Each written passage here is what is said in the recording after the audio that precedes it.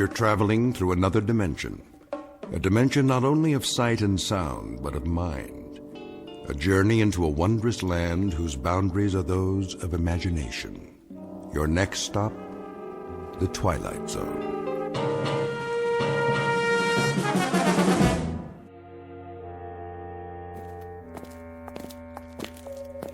God, you haven't answered my question. No questions. But it's a simple one, a very simple one. Where are you taking me? You'll find out. You come before dawn with no arrest warrant? We don't need a warrant. But of course you do. Not for a hearing. Oh, is that what this is about, an investigative hearing? At such an hour? Chancellor's orders. You mean the Chancellor himself wants to see me? Why on earth? Inside. Is this the Chancellor's office? Inside.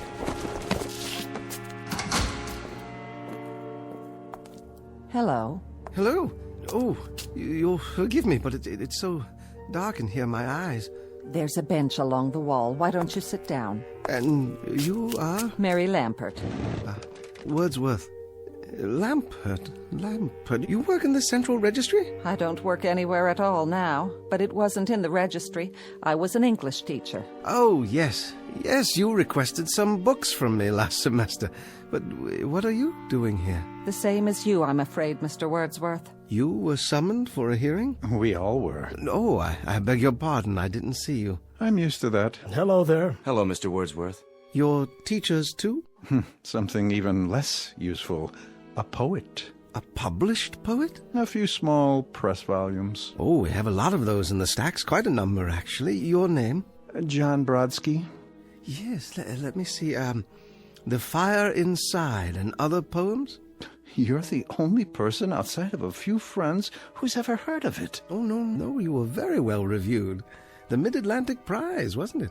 It was, but they don't exist anymore. And the rest of you, I don't mean to be rude. After a certain age, well, the eyes just don't adjust very quickly, even with glasses. Jack Cameron. I taught philosophy at the university. How do you do? John Alpert, from the Theology Department. Another lost cause. Oh, no, don't say that. Vital subjects all in a liberal arts education. I'm sure you're here for some sort of a reassignment. Put out to pasture is more like it.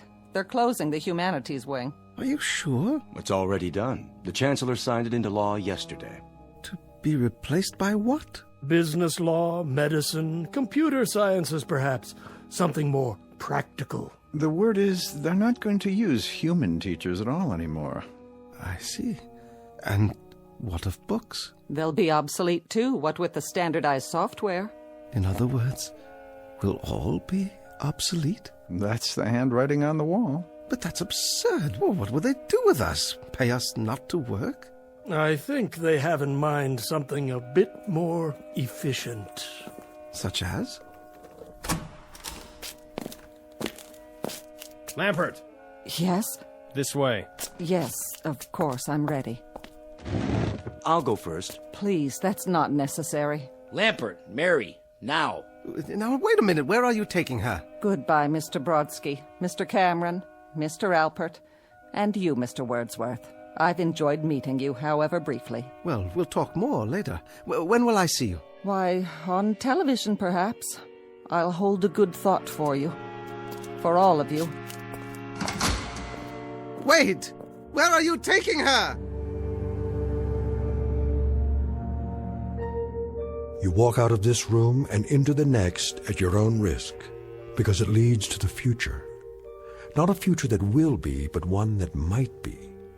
This is not a new world, brave or otherwise. It is simply an extension of what began in the old one. It has patterned itself after every dictator who ever planted the ripping imprint of a boot on the pages of history since the beginning of time. It has refinements, technological advances, and a more sophisticated approach to the destruction of human freedom. But like every one of the superstates that preceded it, it has one iron rule. Reason is an enemy and truth is a menace. This is Mr. Romney Wordsworth in his last 48 hours on Earth. He is a citizen of the state, but will soon have to be eliminated because he is built out of flesh and because he has a mind. Mr. Romney Wordsworth, who very shortly will draw his last breath in the Twilight Zone. And now, The Twilight Zone, and our story, The Obsolete Man, starring Jason Alexander, with Stacy Keach as your narrator. Who's next? Wordsworth, Romney. Wordsworth. Ah, yes. You should have the file on your desk, Chancellor. Field investigation finding. Obsolescence. Yes. Agreed. Correct. Send him in. Yes, sir. Guards! This way. Thank you. You may approach the desk. If you like. You know why you're here, Mr. Wordsworth? Not entirely, no. Ask him to speak up. I'd ask you to speak up, if you will. In general terms, yes, sir. But I do have a few questions. Your questions will be answered in due course. Now then, you've been under investigation, Mr. Wordsworth. I have? For the mandatory period of 1 year and 11 months. I was never notified of any investigation. Notification is not required under the new edicts. Really? I have the results before me. The determination is that you're obsolete. That's an interesting word you use. Therefore, the purpose of this hearing is to make a finding in the matter and sentence you accordingly. You understand that? Yes, sir. I suppose I do. Your occupation, Mr. Wordsworth? Librarian. They even have those anymore? A what? A librarian, sir. Has this man had counsel? Yes, sir, he has. Are you sure he knows his rights? He's been given orientation, sir. I'm told that you've had counsel and been given orientation, Mr. Wordsworth. Well, in a manner of speaking. Just prior to entering this room, I did have a brief conversation with someone or other. He was wearing a uniform, very much like your own. That would be one of the subalterns. So you've been instructed. However, I'm still not sure in my own mind that you understand the purpose of this hearing. I'm doing my best, sir. The field investigators in your sector have classified you as obsolete. This finding carries with it serious implications, legally speaking. Do you understand that, Mr. Wordsworth? Serious implications, yes. Now I ask you again, your occupation? I am a librarian. I could lie to you and say curator of records or historian or data manager, but that's my occupation, my profession. It's an honorable tradition. If you people choose to call it obsolete... Ask him to clarify. Yes, clarify. Request clarification of the term. The term, Mr. Wordsworth, you people. You make reference to the state? I make reference to the state. And you persist in declaring your occupation as being that of a librarian? That is correct, sir. A librarian having to do with books? Yes, sir. Books. Of all types and description. Since there are no more books, Mr. Wordsworth, there is scant need for libraries. Oh, but there are books. Some going back decades, even centuries. The older ones are in constant need of repair. Even the newer ones require preservation. Well, do you know that books printed on paper containing wood pulp are in danger of deterioration? A kind of oxidation or slow burning, you might say, if they're so much as stored on wooden shelves. Not to mention the effects of light and moisture. Please, Mr. Wordsworth. No, the only safe method is to keep them in metal cabinets, in absolute darkness, if possible, in a temperature-controlled environment. Of course, rag or hemp paper doesn't deteriorate at the same rate. That's why some ancient volumes are unyellowed and still quite usable. What sort of books are you talking about? Oh, anything printed before the 19th century. The older, the better. The Gutenberg Bible is a famous example. To close the subject, with no further need of libraries, it follows that there is little call for the services of a librarian. Now, I must ask for clarification. Did you say no further need? Case in point. A priest or minister, he would claim that his function is preaching the word of God. But of course, since the state has proven that there is no God, that would make the function of such a person somewhat academic as well. Academic? Meaning theoretical, without practical function. But there is a God. You're in error, Mr. Wordsworth. There is no God. You know that? The state has established it. Established it? How? By scientific proof, or the lack thereof.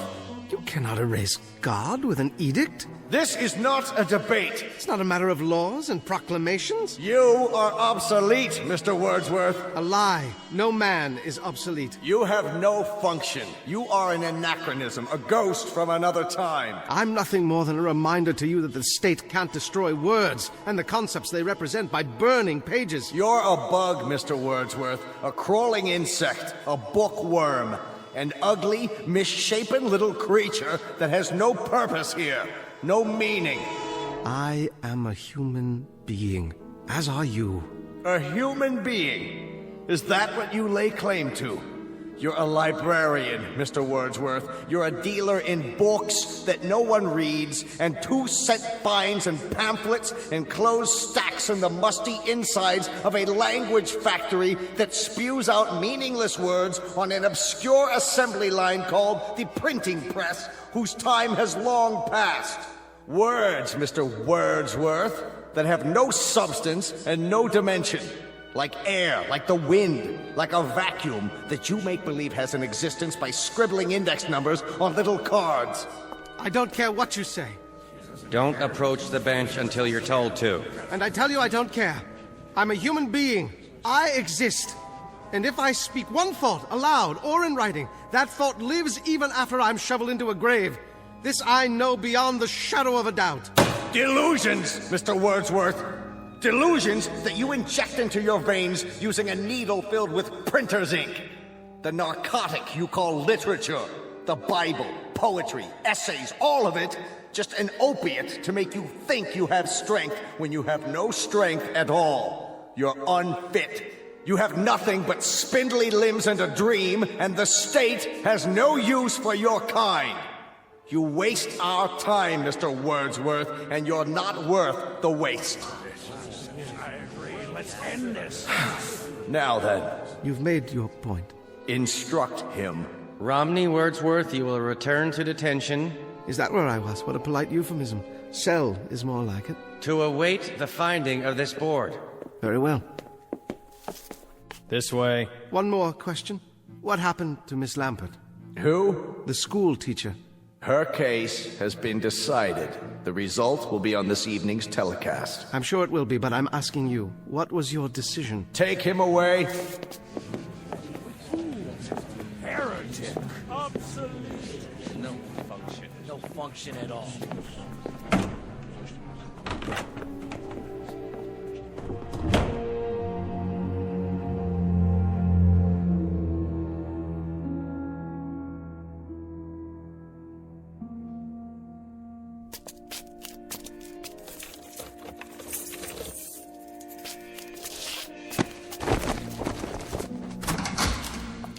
Mr. Wordsworth, how did your hearing go? Well, I'm not honestly sure, but I have a pretty good idea. At least it hasn't been decided yet. Oh, no, not yet, but I don't think it will take them very long. Ambiguity, the devil's playground, and my stock in trade. Miss Lampert hasn't come back yet. That means her case has already been decided. That's what they said. Where would they take her in that case? Back to her living quarters, I imagine, to await the carrying out of the sentence. As for myself, I'd rather carry it out alone. Not thinking about hemlock, are you? Don't tell me you are. That's not what they use nowadays. Too hard to measure the dosage. Get me a bottle of good scotch. I'd like to go out on a bender. Just give me a pen and paper. But they'd only burn it. Not if it's televised. I can recite to the camera. A public reading at last. Some of it has to get through before they cut off the sound. They can't cut it off. It's an official edict. The equivalent of the condemned man's last words. No matter what those words are? Oh, they'll denounce the statement as soon as it hits the airwaves. But until then, for one shining, glorious moment, I'll have an audience. And someone somewhere may hear my words and understand. Gentlemen, you're dooming yourselves. As if you believe in the superiority of the system, in its right to exist at all. But it does. with or without moral justification. Do not go gentle into that good night, Dylan Thomas? but rage. Rage against the dying of the light. We can rage all we like. No one's going to hear it. No? Think about it. What are you driving at? I wonder if they've reached a decision yet.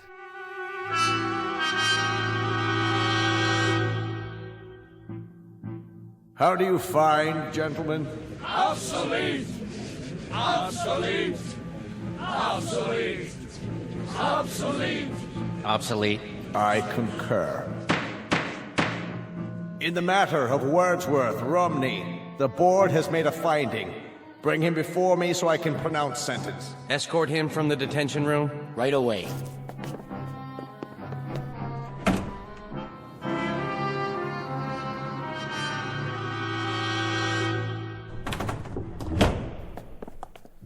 Approach the desk, Citizen Wordsworth. Yes, sir? In the matter of your finding, the board declares you obsolete. Your rights are as follows. A comment, Chancellor. The lights, it's my eyes. Can some of the lights be directed at the desk so that I can see who I'm addressing? Your rights are as follows, Mr. Wordsworth. You are to be liquidated within a period of 48 hours. They still use that word? Liquidated? But you have an option as to method and precise time. Could you be more specific? There are several prescribed methods, Mr. Wordsworth, including pills, gas, electrocution, lethal injection. It can be done immediately, or an hour from now, or any other time that you request. Are there any other options? The most popular, Mr. Wordsworth, assassination, at a time unknown. This way, the subject is not aware of either the method or the time. Psychologically, it is somewhat easier. In terms of one's mental state, it's the most humane. Then I'd have to say, I'm a very rich man. Louder, please, and step into the light. I was merely saying I'm a rich man. I have such a luxury of choices. A few lines come to mind, perhaps you'll indulge me. Cowards die many times before their deaths. The valiant never taste of death but once. Of all the wonders that I have yet heard, it seems to me most strange that men should fear, seeing that death, a necessary end, will come when it will come. That's from Shakespeare, Julius Caesar. So, since you've given me the luxury of choice, I choose the following.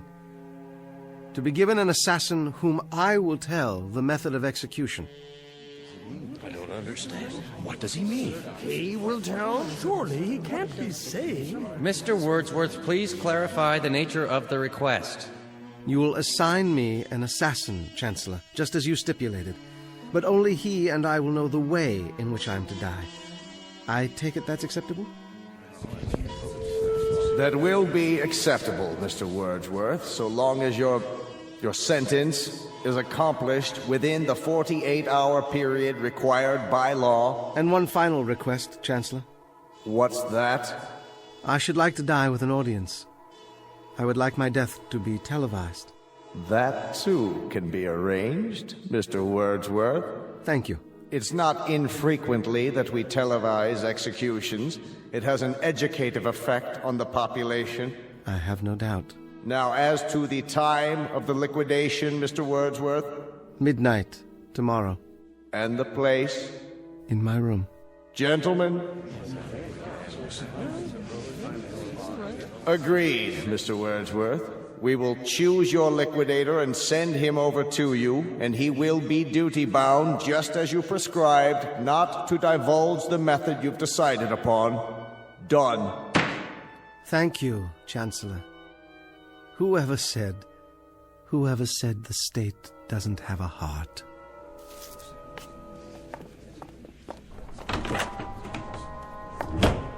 An odd one.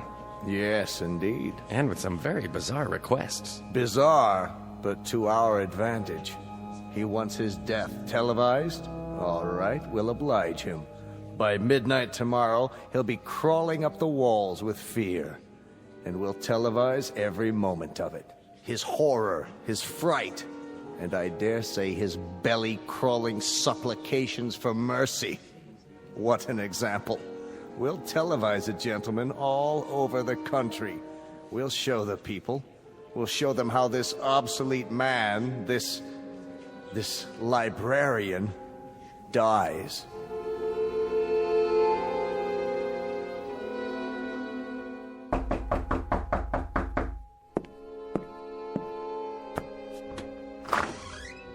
Yes? Wordsworth Romney? I am. I'm here to install a television camera. Oh, yes. Come in. Come in. Bring the equipment in, please, guard. Then wait outside. Yes, sir. I'll call you when I'm finished. Very good, sir. I'll be in the hall. Forgive the close quarters. A librarian can't afford more than a studio apartment these days. Librarian, sir? Never mind. Would you care for some tea? No, thanks. I'm on a schedule. Oh, of course, yes. Other installations. Alpert, is that one? How about Cameron? And the other, what was his name? Brodsky, the poet. I don't know. The guard has the manifest. Oh, yes, I see. Is this all the equipment you need? It's not very much. It doesn't need to be. It's miniaturized. See, all I do is mount this lens on the wall in the corner, and that's it. As long as it gets a wide angle of the whole room. Impressive, I must say. And what about sound? Sir? There'll be a microphone, won't there? Built right in. Full frequency. Broadcast quality. Splendid. Well, don't let me get in your way. Do whatever you have to do. Good idea. Not a lot of time left. Oh, a couple of hours more? I mean, you probably want some time to yourself for whatever. Yes. I'll be out of here in 20 minutes. Wonderful. I mean, very professional of you. Do you happen to know what happened to the school teacher? School teacher? A friend of yours? Not really. I hardly knew her. Not on my list. Oh. You ought to turn on the TV. That'll tell you. Why didn't I think of that? You know, I spend every evening reading. These things are your books, huh? You mean you haven't seen any before? I remember when I was a kid. They had pictures in them. Oh, they have much more than that. And with my collection grown so large, there hasn't been time for television in years. Even the state broadcasts? The state broadcast? Oh, you mean the chancellor's speeches and so forth. And on the domestic front, the economy is on an upswing. With unemployment virtually nil, corporations are tightening their belts in preparation for higher productivity next quarter when the trade deficit reaches zero. The government is purging thousands of obsolete personnel with tens of thousands to go before year's end. Did he say tens of thousands? One example is Miss Mary Lamport, who was terminated early this evening. For those who missed the live broadcast, here is her final statement. I'd like to quote Saint Exupery. What is essential is invisible to the eye. And it was a Welshman named Dylan Thomas who wrote of the force that through the green fuse drives. Well, I've spent my best years nurturing that life force, helping it break through the concrete and steel that seal us away. And I now know that there is no force in the universe that can crush. That's the drugs kicking in. Drugs? Her choice. She wanted to go out painless. They gave her an injection. Sure kept talking for a while, though, didn't she? All those words. She almost made it. Made what? I've seen enough. Go on with your work. I don't mean to distract you. All done? Surely not. There. Go ahead. Turn your TV back on. See? There's you. There's me. You're right. Isn't that amazing? Sharp and clear for all the world to see. Fiber optics. Some picture, huh? Yes. I don't know how to thank you. What's the cost? No charge. A tip, then. Consider it a kind of bonus. One of my books, perhaps. No, thanks. You can take your pick. Any one at all.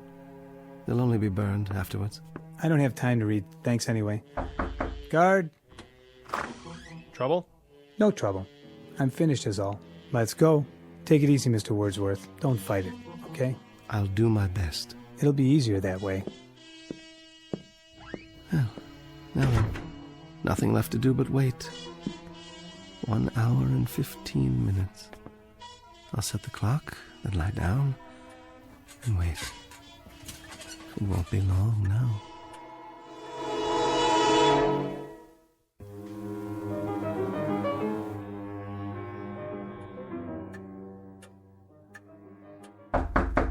Mr. Wordsworth?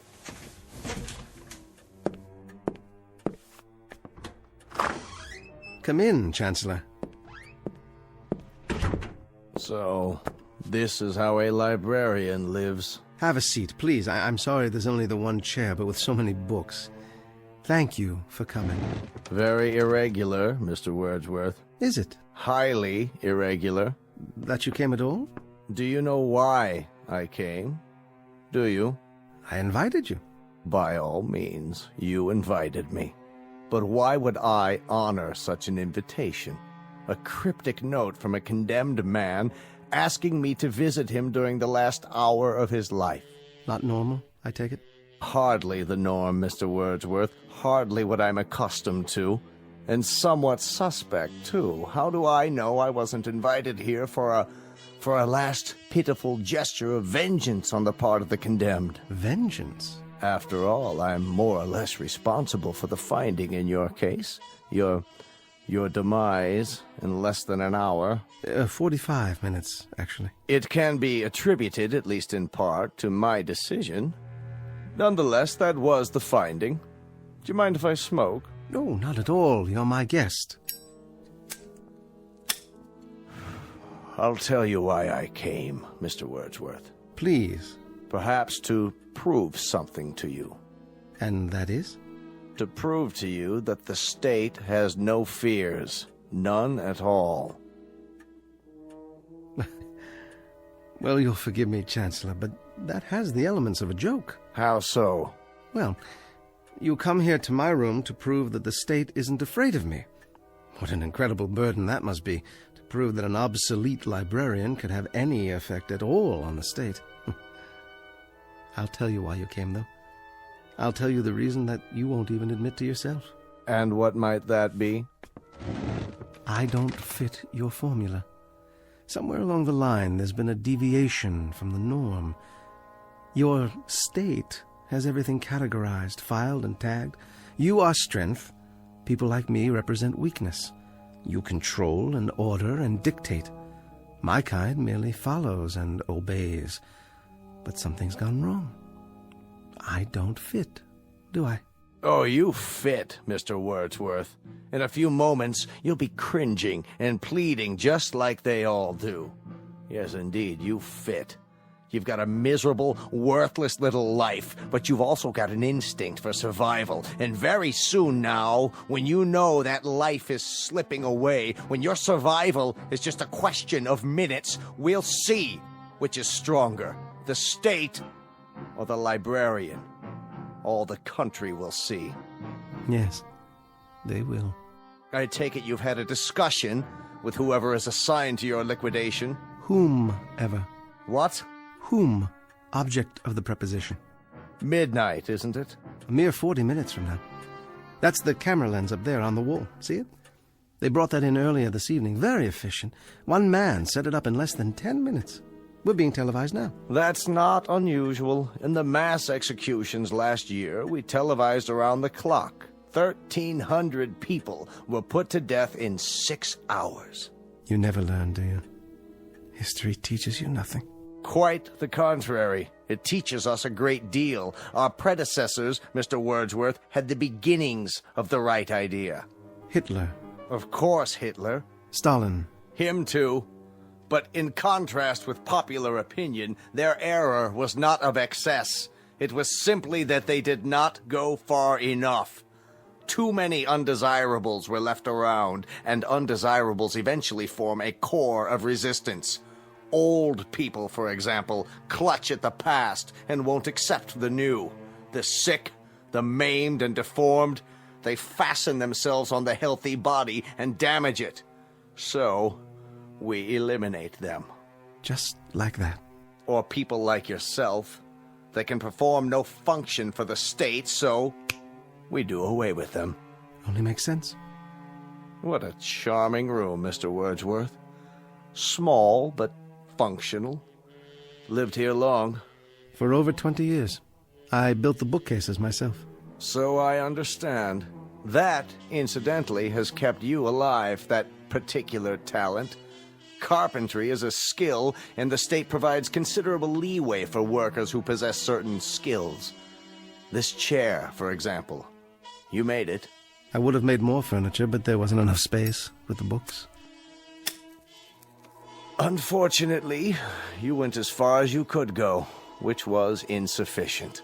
So in a little while, it will be the end of a rather fruitless life as Mr. Romney Wordsworth goes to his own private nirvana. That's what they call it in your books, isn't it? In some books. You're not facing the camera, Mr. Wordsworth. You're cheating the audience. They'll want to see how you die. Sorry? Please, Mr. Wordsworth, show the lens your best side. And don't stifle your emotions. If you feel like crying, go ahead and cry. Or if you want to plead, why don't you do so? Let it all out. Perhaps a high state official might take pity on you. You'd appreciate that, wouldn't you? A little chest-thumping, hand-wringing, some moaning, sobbing histrionics. Suit yourself. Unfortunately, I don't have the time to be enthralled when they do come. I have another appointment this evening. Chancellor. Make it brief, Mr. Wordsworth. You have plenty of time. Smoke as many more of your cigarettes as time allows. How's that? I haven't been entirely fair with you, Chancellor. I invited you here for a very special reason. Would you like to know the method I've chosen for my liquidation? I've had a bomb placed in this room. It has a time fuse set to go off at midnight, a few minutes from now. Thoughtful, Mr. Wordsworth. A relatively quick and painless death. Isn't it, though? And yet, knowing that you're going to be blown to smithereens is not the happiest of thoughts, is it? That depends on the individual. Yes, it does indeed. I'll bid you goodbye, then. What kind of idiocy is this? You've locked the door. Yes, I have. You're not going anywhere. You're staying here with me. Open this door at once! I'm not sure I remember where I hid the key. Question: how does a man react to such a situation? Answer: it depends on the individual. As for myself, I shall sit down and read my Bible. This is insane. Hidden for over 20 years, but the only possession I own that has any value at all to me now. And I intend to sit here and read it until the moment of my death. Let me out of here! Guards! Anyone! Don't waste your breath. There's no one out there. It's one of the rules. You isolate the person to be liquidated, so there's simply no one around. Why don't you face the camera, Chancellor? It's important, you know. You're cheating the audience. What are you talking about? You wanted the whole country to see the way a librarian dies. Why not let the whole country see how an official of the state dies, too? Will they see a contrast, Chancellor? Wordsworth! I order you, let me out of this room! Turn to the camera. Let the people see the strength of the state, the resilience, the courage. Let the people see how a man of steel faces death. I've underestimated you, Mr. Wordsworth. Sit down, Chancellor. You have a nirvana coming up, too. So, let's have a chat. Odd, isn't it? How equal we have become. Death is an exceptional equalizer. It takes a strong and handsome man like yourself, uniformed, bemedaled, and it places you alongside a skimpy thing like myself. But in the eyes of God, there's precious little to distinguish us. We are flesh, blood, muscle, limbs, and we are the same. Understand, Chancellor? We are the same. We are not the same. A man of the state dies with dignity. We shall see. That is, they will see. The Lord is my shepherd, I shall not want. He maketh me to lie down in green pastures. He leadeth me beside the still waters. He restoreth my soul. He leadeth me in the paths of righteousness for his name's sake. Yea, though I walk through the valley of the shadow of death, I will fear no evil.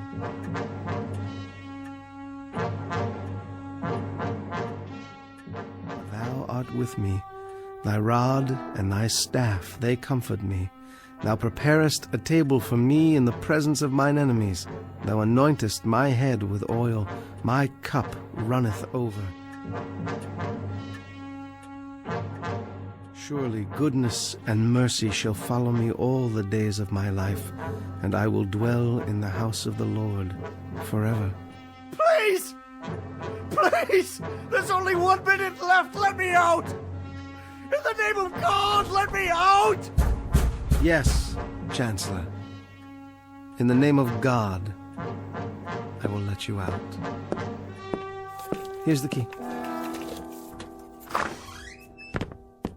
Goodbye, Chancellor.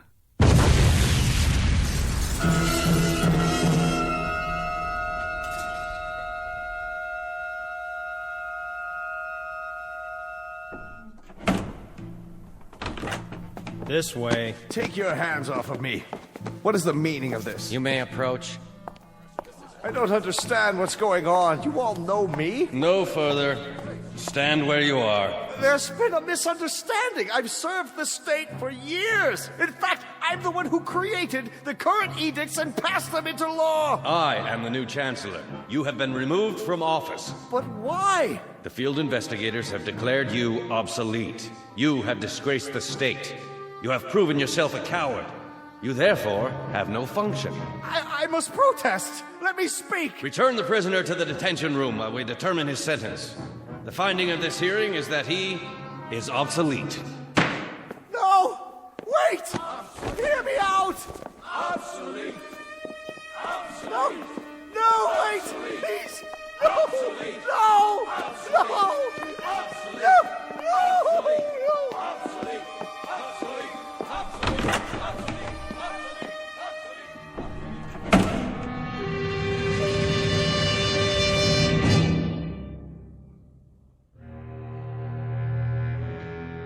The time is the future. Not a future that will be, but one that might be. Not just this story's lesson, but a lesson for all time. So long as men would speak their mind, and so long as tyranny would seek to muzzle them.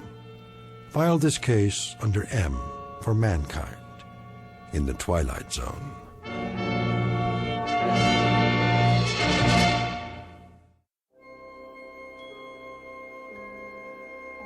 Hi, this is Carl Amari, producer of the Twilight Zone radio dramas. I'd like to take a moment to tell you about our official website at twilightzoneradio.com, where you'll get the latest news and information on these Twilight Zone radio dramas. Plus, at twilightzoneradio.com, you can digitally download 3 free episodes or any of our episodes for only $1.95 each. In this age of ever-changing technology, we've decided to make these episodes instantly available to you by making the Twilight Zone radio dramas a digital download-only series. This means that this series will no longer be offered on CD. The CD collections at our website are now being offered while supplies last at buy one, get one free. So be sure to get your favorites before they're sold out. Be sure to visit us often, and I'll see you in the zone.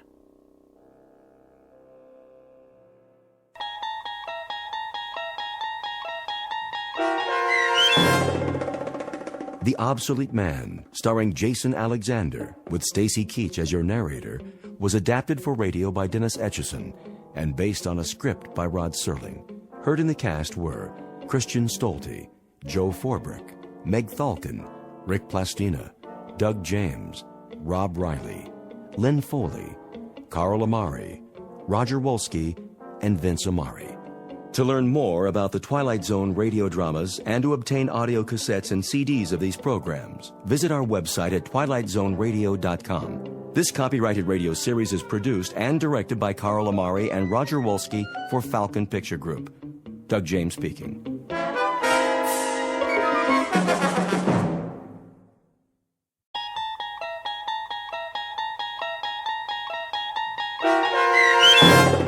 The Silence, starring Chris McDonald with Stacy Keach as your narrator, was adapted for radio by Dennis Etchison and written for The Twilight Zone by Rod Serling. Heard in the cast were Craig Brawley, Christian Stolte, Jeff Lupetin, James Schneider, Derek Purcell, Turk Muller, Kurt Nabig, Carl Amari, Roger Wolski, and Vince Amari.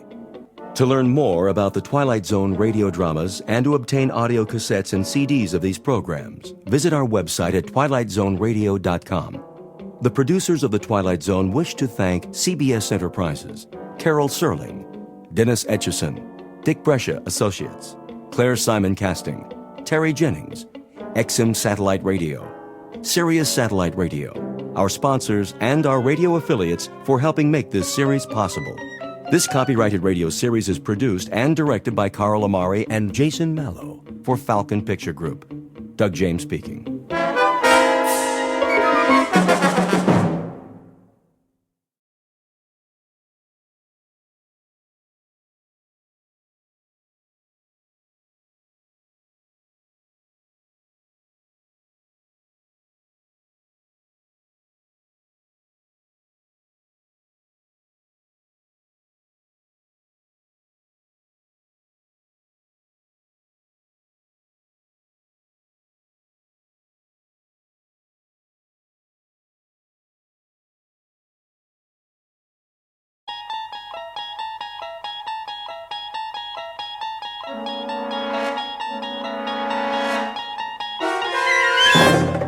You're traveling through another dimension.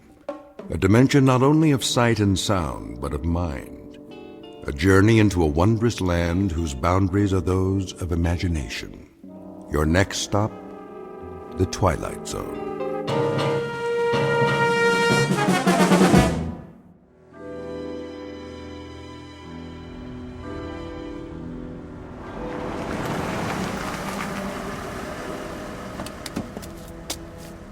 Good evening, Colonel Taylor. Evening, Patrick. Has Mr. Alfred arrived? Not yet, sir. Warm for this time of year, would you say? I would. Quite balmy, in fact. I might have dispensed with the overcoat altogether. Martin? Yes, sir? See to the Colonel's car. Right away. Is he new? Just started this evening. Mind you, drive carefully now. Park it all the way in the back away from the other cars. Yes, sir. Here's a little proposition for you, my boy. See this bill? That's $50, sir. Indeed. And if there are no dents or scratches when you bring it back, not a one, mind you, this is yours. All of it. I promise, sir. Good. A man should always keep his promises. You shouldn't spoil the lad. Nonsense. A little incentive, that's all. How was it in the club this evening? The usual crowd. Is Mr. Tennyson here by any chance? Yes, sir. For some time now. Thank you, Patrick. Colonel Taylor, how nice to see you. Let me take your coat.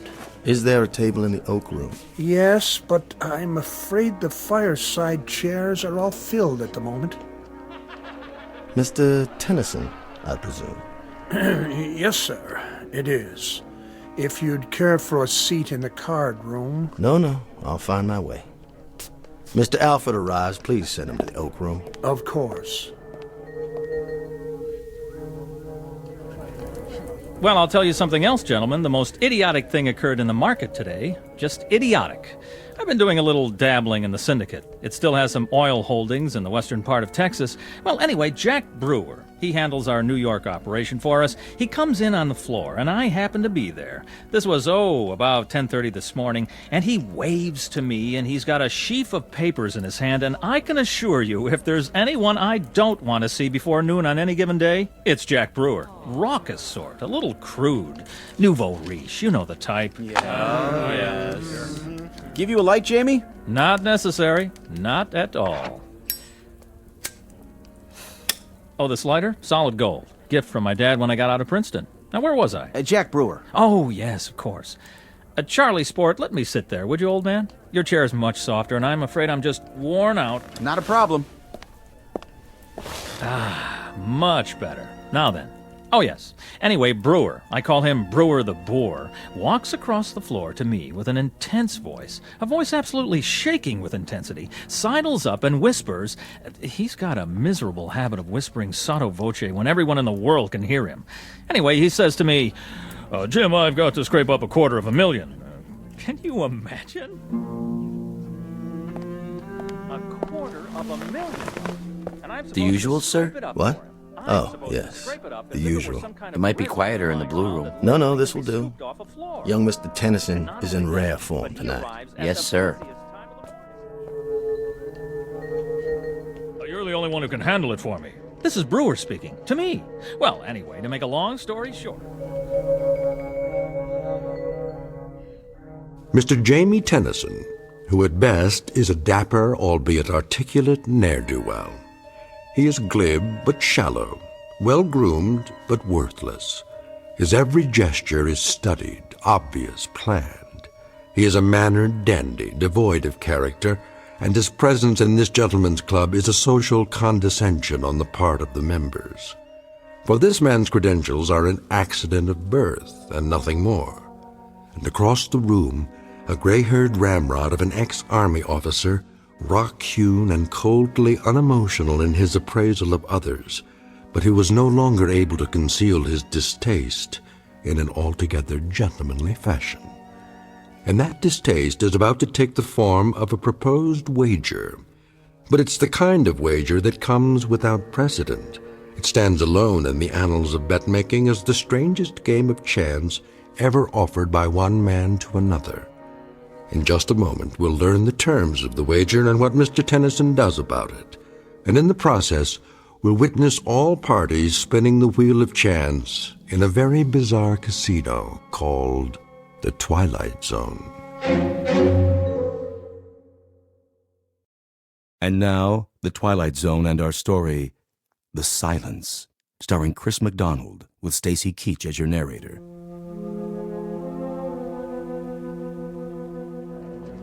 $250,000, mind you. And I'm supposed to scrape it up for him. I'm supposed to scrape it up as if it were some kind of residue lying around that literally can be scooped off a floor. There you are, Alfred. I just got your letter. Sit down, please. Look, Archie. Shh. Our young friend is discoursing again. The opening salvo and then the attack. That may well be. The only thing worse than his loquaciousness is his transparency. In about 30 seconds, Alfred, he'll very nonchalantly request a loan, a sizable loan, from anyone within earshot. Mark my words. The letter you sent me is the most incredible thing I've ever read. Is it? You must be out of your mind. Not at all, but that's a medical appraisal. What I'm looking for from you is legal advice. Archie, we're old friends, but I must tell you. My communication to you, Alfred, was not as an old friend. It was directed to you as my lawyer. Is the wager I have in mind legal? No wager is legal in this state. Is it against the law, then? Is there anything criminal about it? I don't see anything criminal in it, no, but the thing is so incredible. In substance, that's what I wanted to hear from you. Franklin?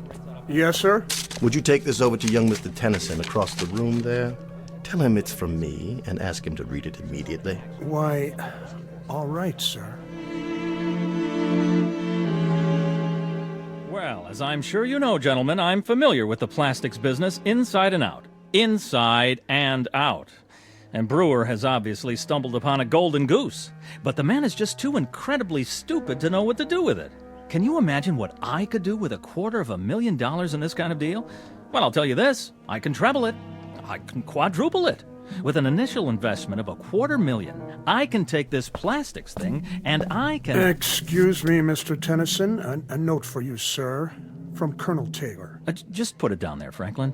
Now then. Excuse me, sir. The Colonel's instructions are that you read it immediately. I beg your pardon? The Colonel, you say? Across the room, sir? Yes, the Colonel. He's waiting, sir. Oh, all right. Let's see what he has to say. What's the matter, Tennyson? He looks like he's seen a ghost. Why, this is just absolute nonsense. What about it, Tennyson? See here. Yes? Is this some sort of joke? I mean, really, Colonel.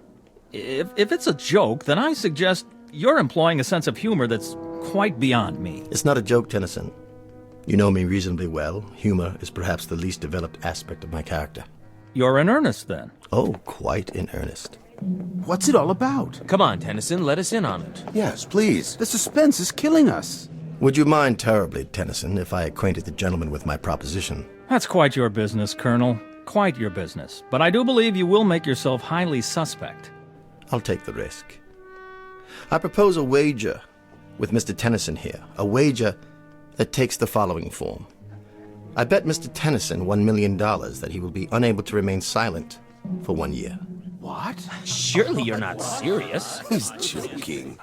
The wager carries with it the following conditions. He will be placed in a room to be observed by me or anyone else at their discretion. He will not be permitted to speak a word for a period of 12 months, not a single syllable. He will be supplied with food, television, books, anything he wants by way of diversion, but he will make his wants known by pen and paper, not by voice. Incredible. Are you pulling her legs? $1 million? I don't believe it. What about it, Tennyson? First, let's establish that you're quite serious. Beyond any doubt. Then, may I ask the purpose of this wager? That should be obvious. That is, to anyone but you. I'm afraid it eludes me, Colonel. So perhaps you'd be good enough to explain to me why you're willing to risk $1 million? Risk? Hardly a risk, Tennyson. Well, hardly a risk at all. But if the wager is genuine... What I'm about to say would horrify the average man, but to someone as insensitive as you, it will probably mean nothing. Oh, is that right? I dislike you intensely, Tennyson. It goes well beyond the normal distaste I would feel for anyone without manners, without breeding, without principle. Beyond and much deeper. You've become a called celeb with me. Your voice has become intolerable. See here. Each night I sit here, and the sound of it makes me wince. I cannot ask you to leave the club because I don't have the right. So, the thought occurred to me that I would be happy to risk, as you say, a large sum of money, just to have quiet. You see, Tennyson, you couldn't possibly remain silent for a year. It's not in your nature. You're a shallow, compulsively talkative, empty-headed ne'er-do-well, and to remain silent would destroy you. Your kind has to seek out an audience. So what I assume will happen, what I more than assume, I fully expect, is that you will very likely be able to withstand the pressures for 3 or 4 weeks, perhaps a couple of months, and then you'll have to succumb. Again, that's your nature. So you won't cost me anything. But what I'll derive from it is a month or 2 of delightful and very precious silence. What about it, Tennyson? Appeal to your sporting blood? Oddly enough, it does. It does appeal to my sporting blood. And that, of course, is patently ridiculous. There's nothing sporting about you, Tennyson. But I happen to know you're rendering your nightly financial folderol because you're in desperate straits. You've run out of your inheritance, and your debts are insurmountable. In short, you're a desperate man, and you do just about anything for money, except, of course, to remain silent for 1 year. Colonel, if this were Europe and the company were a bit more sophisticated, I should be forced to invite you outside for the things you've just said. Would you now? Yes, but the ground rules here are somewhat different. As it stands, I can either ignore you or call your bluff. I'm going to do the latter. I accept your wager. Careful, Tennyson. Surely not. Watch what you're agreeing to. Just a few more questions. Where am I to be incarcerated? In the solarium upstairs. It's no longer being used. With the permission of the Board of Governors, I'll have some work done on it. It will be a glass-enclosed living room with a private bedroom and bath that will remain unobserved. Around the room will be placed microphones which you're to leave untouched. Your every movement will be recorded, and of course, as it follows, so will your voice. In the event you decide to give up, you will permit me or anyone else to observe you at any time. When will this start? I've been planning this for quite a while, and I've made all the necessary inquiries. The room can be constructed by tomorrow night. Oh, Archie, for the love of... You will enter any time after 10 p.m., and at 10 o'clock on June the 3rd of next year, you can leave the room. I'll have a certified check in the amount of $1 million waiting for you, assuming the impossible happens and you have remained silent for the full 12 months. Well, Tennyson, your questions answered? They are. I'll be back tomorrow night. Oh, and I would like the check placed on deposit in my name with a photostat of it available to be witnessed by every man in the club. Excellent. That's thoughtful and businesslike, Tennyson. You surprise me. That would be the normal procedure in a pawn shop or a fish market, but not in this club and not with me. My credit happens to be as well known as my honor, Mr. Tennyson, as any member in this room can attest. There will be no check placed on deposit. You will have to be satisfied with my word. Very well, then. So this will be a contest between my courage and your credit. And a year from now, 1 year from tomorrow's date, both can be proved beyond the shadow of a doubt. Precisely. Get my coat, Franklin. By all means, sir. Immediately. Until tomorrow, then, Colonel. And may the better man win, most definitively.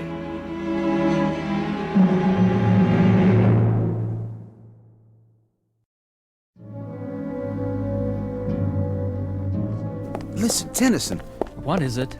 This is none of my business. You're right, old man, it's not. But I've known Colonel Taylor for a long time. This is not a capricious man. He's dead serious. Do you know my wife, Charles? We've met. Her name is Doris. A lovely thing. Frail, beautiful, fragile, like a cameo brooch. Oh, yes, she certainly is that, and more. But I'm afraid her tastes run to unfragile things. Sizable baubles with sizable price tags. She shops at Tiffany's like most women enter a supermarket. And my miserable misfortune is that I happen to love her very much. And so at this particular moment, I do happen to be in desperate need of money.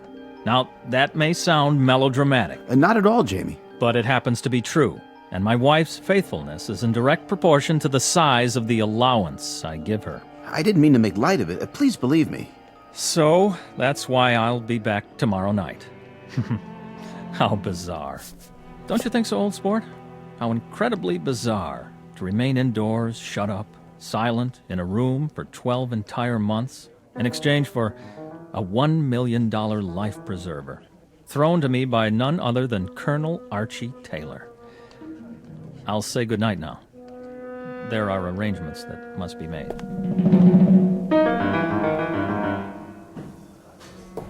How's it coming, gentlemen? Right on schedule, Mr. Taylor. Almost finished. On the plumbing, the electrical outlets. Everything works. We'll give it one more inspection, but I'd say everything's about ready. What about the microphones? They're in position? Yep, all around the room and plugged into this tape recorder. If he says one word, we'll know about it. You turn it on like this. Test 1, 2, test 1, 2. In that case, give the crew my thanks and my check for the agreed-upon amount. Thanks, Mr. Taylor. Will do. Anytime now, Mr. Tennyson. Anytime.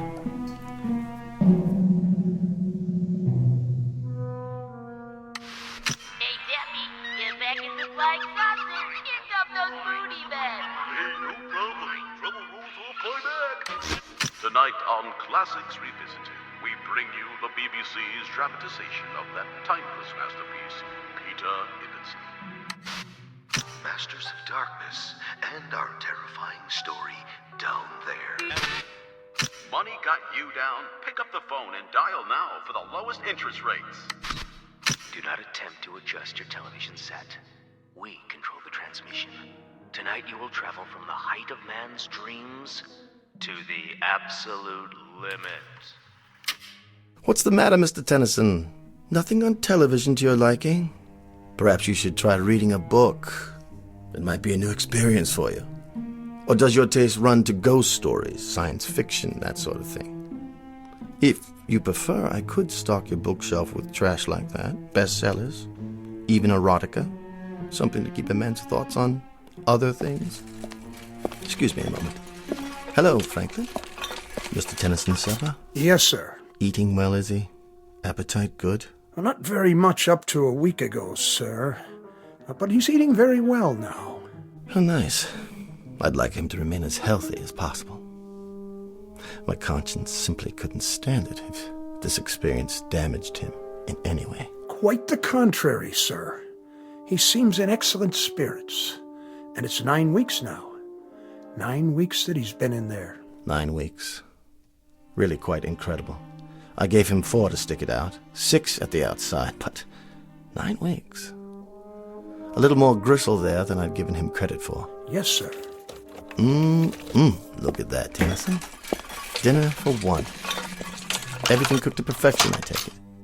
Comfortable, sir? More wine, perhaps. What's the matter, Tennyson? Cat got your tongue? Or don't you believe in speaking to the help? Will there be anything else, Mr. Tennyson? I'll be back when you're finished, sir.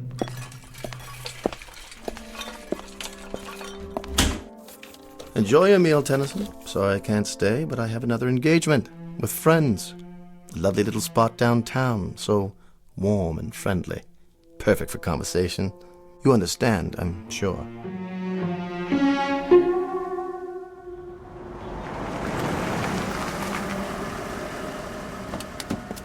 Good afternoon, Colonel. Patrick. I'll take care of your car, sir. I know you will, boy. Mr. Alfred inside, is he? Yes, sir. Have a nice lunch, sir.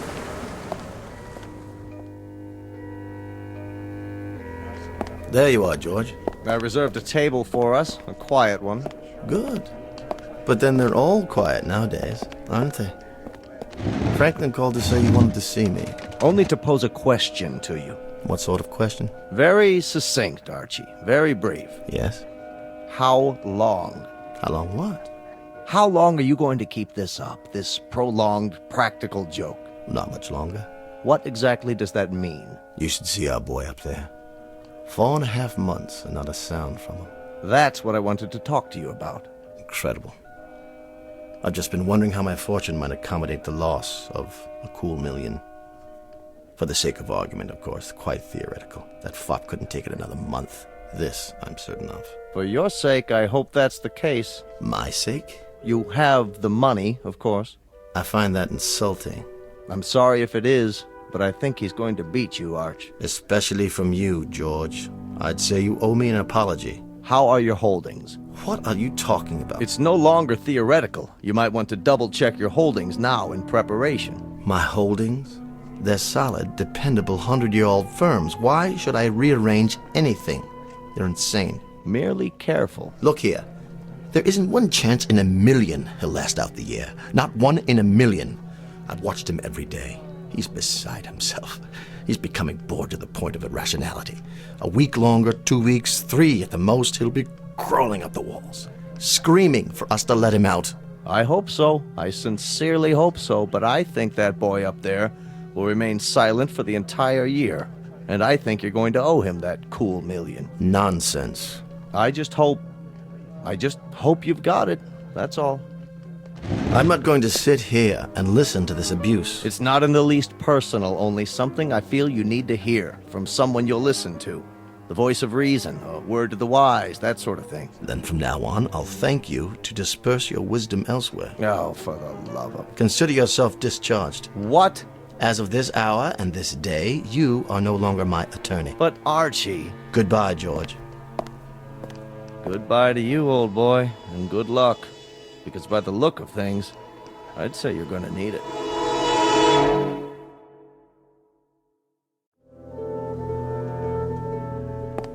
How are we doing today, Tennyson? Read any good books lately? Or are you meditating on the calendar? Thoughtful of me to get you a calendar, wasn't it? What is it you're pointing to? Oh, yes, March already. So it is. In like a lion, as they say. Speak up. I can't hear you. What's that? A note? Well, bring it over to the glass so I can read it. Yes, I see it. 3 months to go, Colonel. The bet stands. Does it, Tennyson? Does it really? It's an early spring this year. Did you know that? You ought to see it. It's incredibly lovely out. Warm with the flowers starting already. All over the city. You really must see it. You don't know what you're missing. Why are you looking so smug? Well, you won't be so smug after I've given you something else to think about. It's the time of year when a young man's fancy gently turns to... You know the rest. And the young ladies, too. Your wife, for example.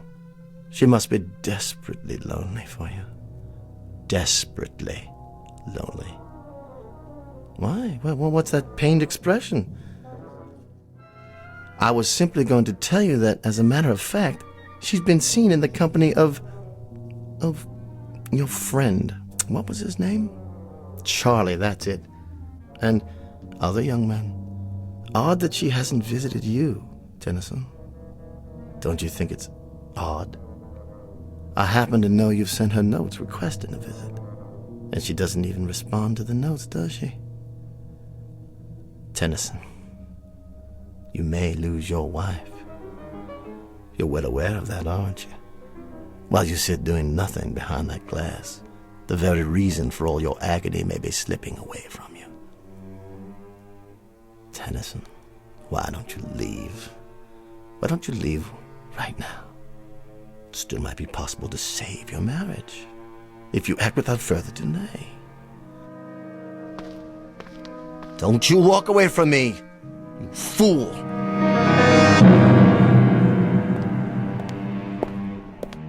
Tennyson, I know you can hear me. I saw your wife again. She's with that polo player fellow now. You know the one. The tall, attractive, blonde youngster. It's incredibly beautiful out today, Tennyson. Oh, it's incredibly beautiful. Birds and flowers and color. Absolutely lovely. And by the way, I saw your wife. She was getting into a little European sports car. Some young man was driving it. And here's Franklin with yet another meal. You must be quite bored with the club's menu by now, aren't you, Tennyson? Oh, Franklin? Yes, sir? Chilly up here, isn't it? I hadn't noticed, sir. Perhaps. The thermostat, does it control the temperature in Mr. Tennyson's room as well? I believe it does, sir. Then I'll just turn it up for a while. I don't want you getting chilly, Mr. Tennyson. Certainly not. I want to warm it up for you. Nice and warm.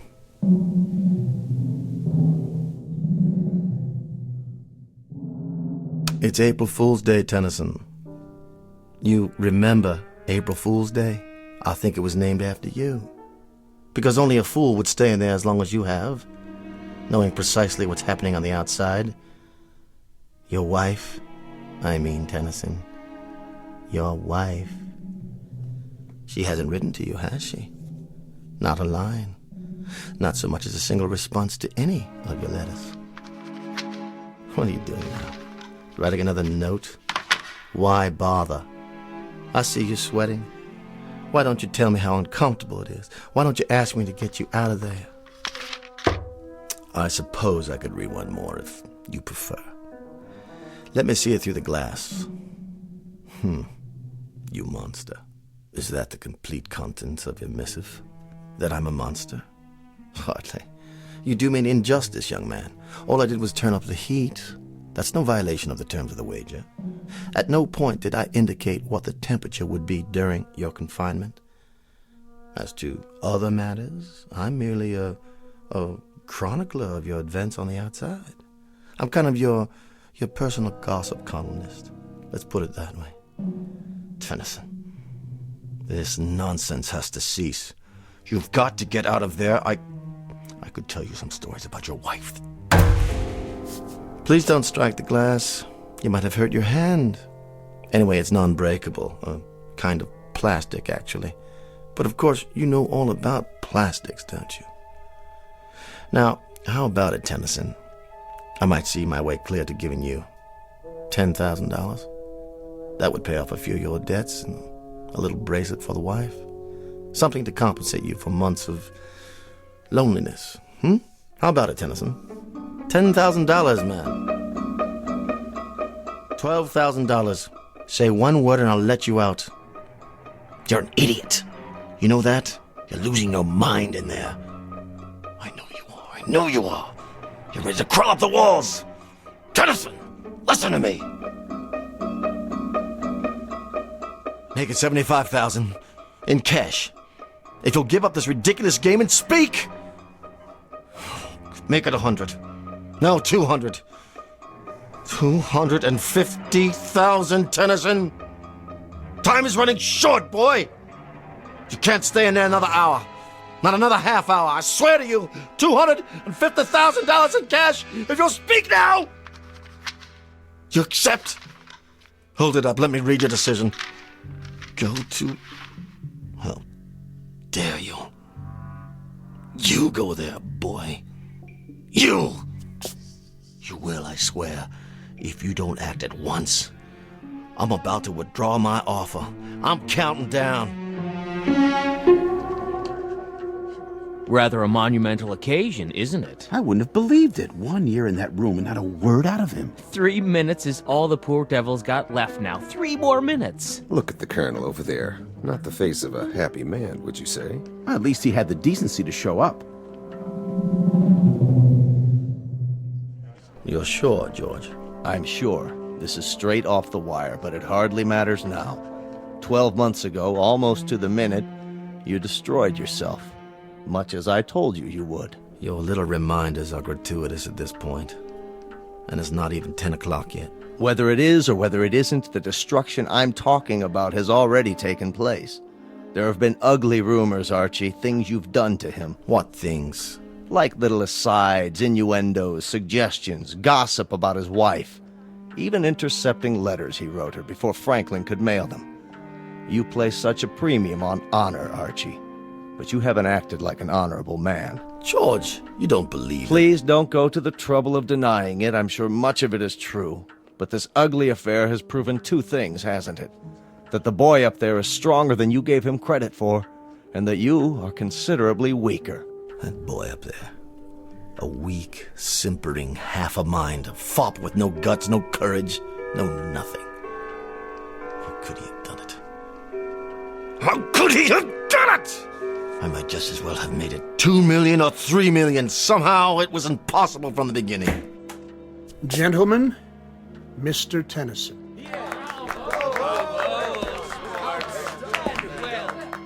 He's so pale, thin as a rail. But he's done it. You hold out your hand to me, Mr. Tennyson. Not to shake it, I presume, but to receive payment. Well, sir, you have me at a disadvantage, a rather compromising situation. You forced me into a position of rather unpleasant candor, because it happens to be a fact that I'm a fraud. I don't have any money. I offered you $10,000 and then 12. The truth is, I would have had to go out on the streets to beg even that amount, let alone $1 million. I received a cable from London. Both the Birmingham Tool Company and Edinburgh Motors have filed suit for bankruptcy. Blue-chip companies. Every nickel I had was invested with them, and they no longer exist. In short, I'm busted. Broke. Yes, it happens also to be a fact that I have pride, bearing, taste, and exceptional breeding. But I've lost. Proving, Mr. Tennyson, proving that you are by far the more substantial of the two of us. I will naturally resign. You have both my resignation and my apologies. I will not ask you to suffer my presence any longer. Look at Tennyson. They won't let him walk out like this. He'll demand satisfaction. Talk to him, Tennyson. Tell him whatever you like. Your time's up. You can talk, gurgle, sing, chortle, anything you want. You've won the bet, son. What's he doing? Writing another note? But why? What is it, Colonel? What did he write? Why doesn't he speak? Let me see. It says, 1 year ago, I had the nerves that my vocal cords severed. Good Lord. He's opening his collar to show you, Archie. There are the scars on his throat. I underwent this surgery because I knew I'd never be able to keep my part of the bargain. For the love of God, man. For the love of God.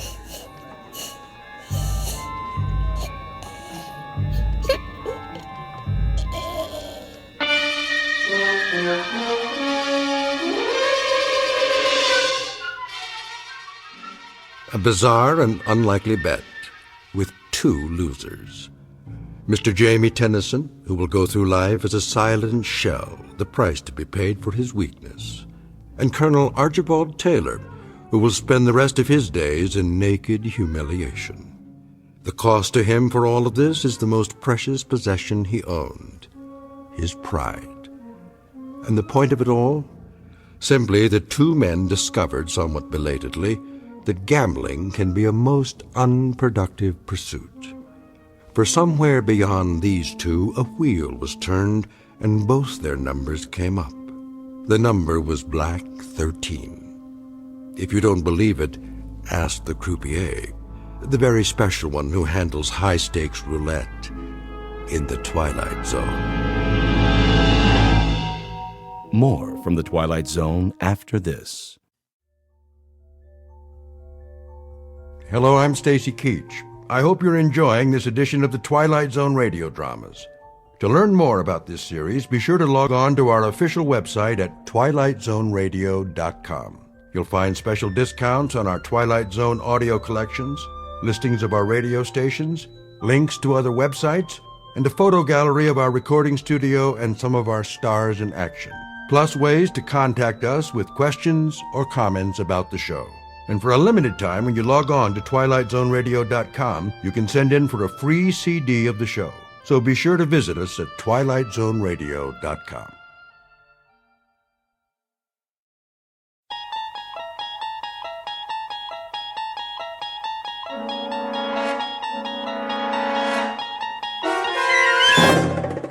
You're traveling through another dimension. A dimension not only of sight and sound, but of mind. A journey into a wondrous land whose boundaries are those of imagination. Your next stop, the Twilight Zone.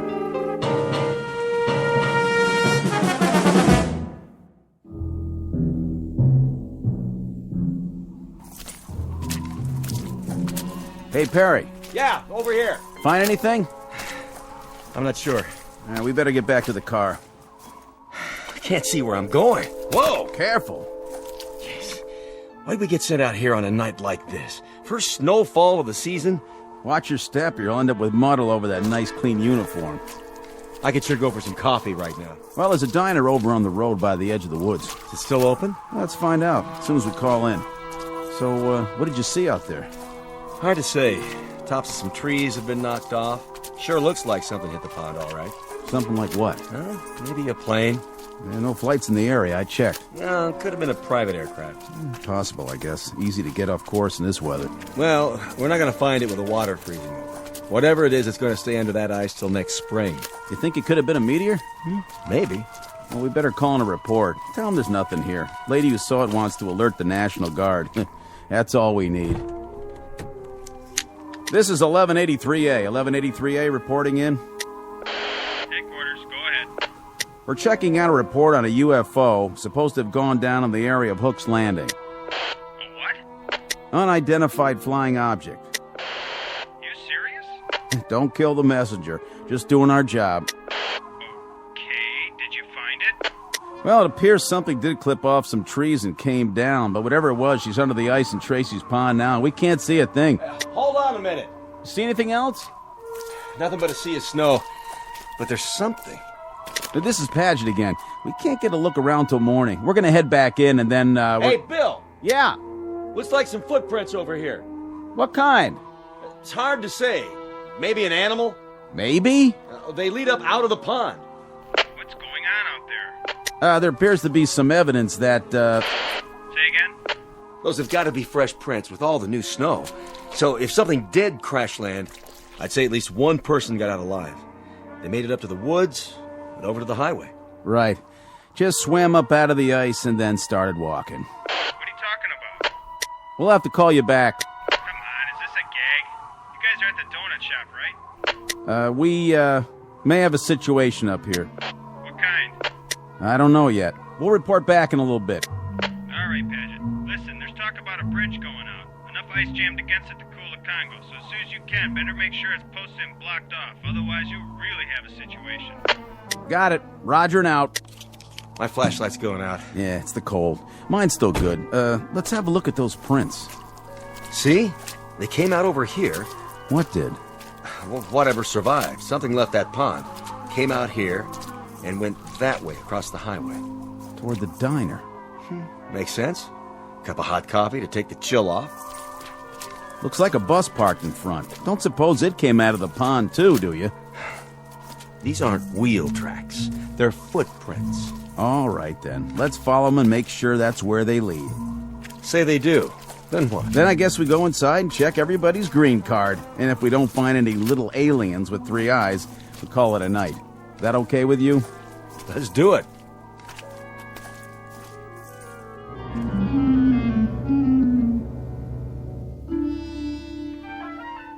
Wintry February night. Order of events: 2 state troopers take a report from a frightened woman and note the arrival of an unidentified flying object. Then the checkout you've just heard, as the troopers verify the event but find nothing more enlightening to add, beyond evidence of some strange lights and tracks leading across the highway to a diner. You've heard of trying to find a needle in a haystack? Well, stay with us and you'll be part of an investigating team whose mission is not to find that proverbial needle. No, their task is even harder. They've got to find a Martian in a roadside diner. And you'll search with them, because you've just landed in the middle of the Twilight Zone. And now, The Twilight Zone and our story, Will the Real Martian Please Stand Up? Starring Richard Kind, with Stacy Keach as your narrator.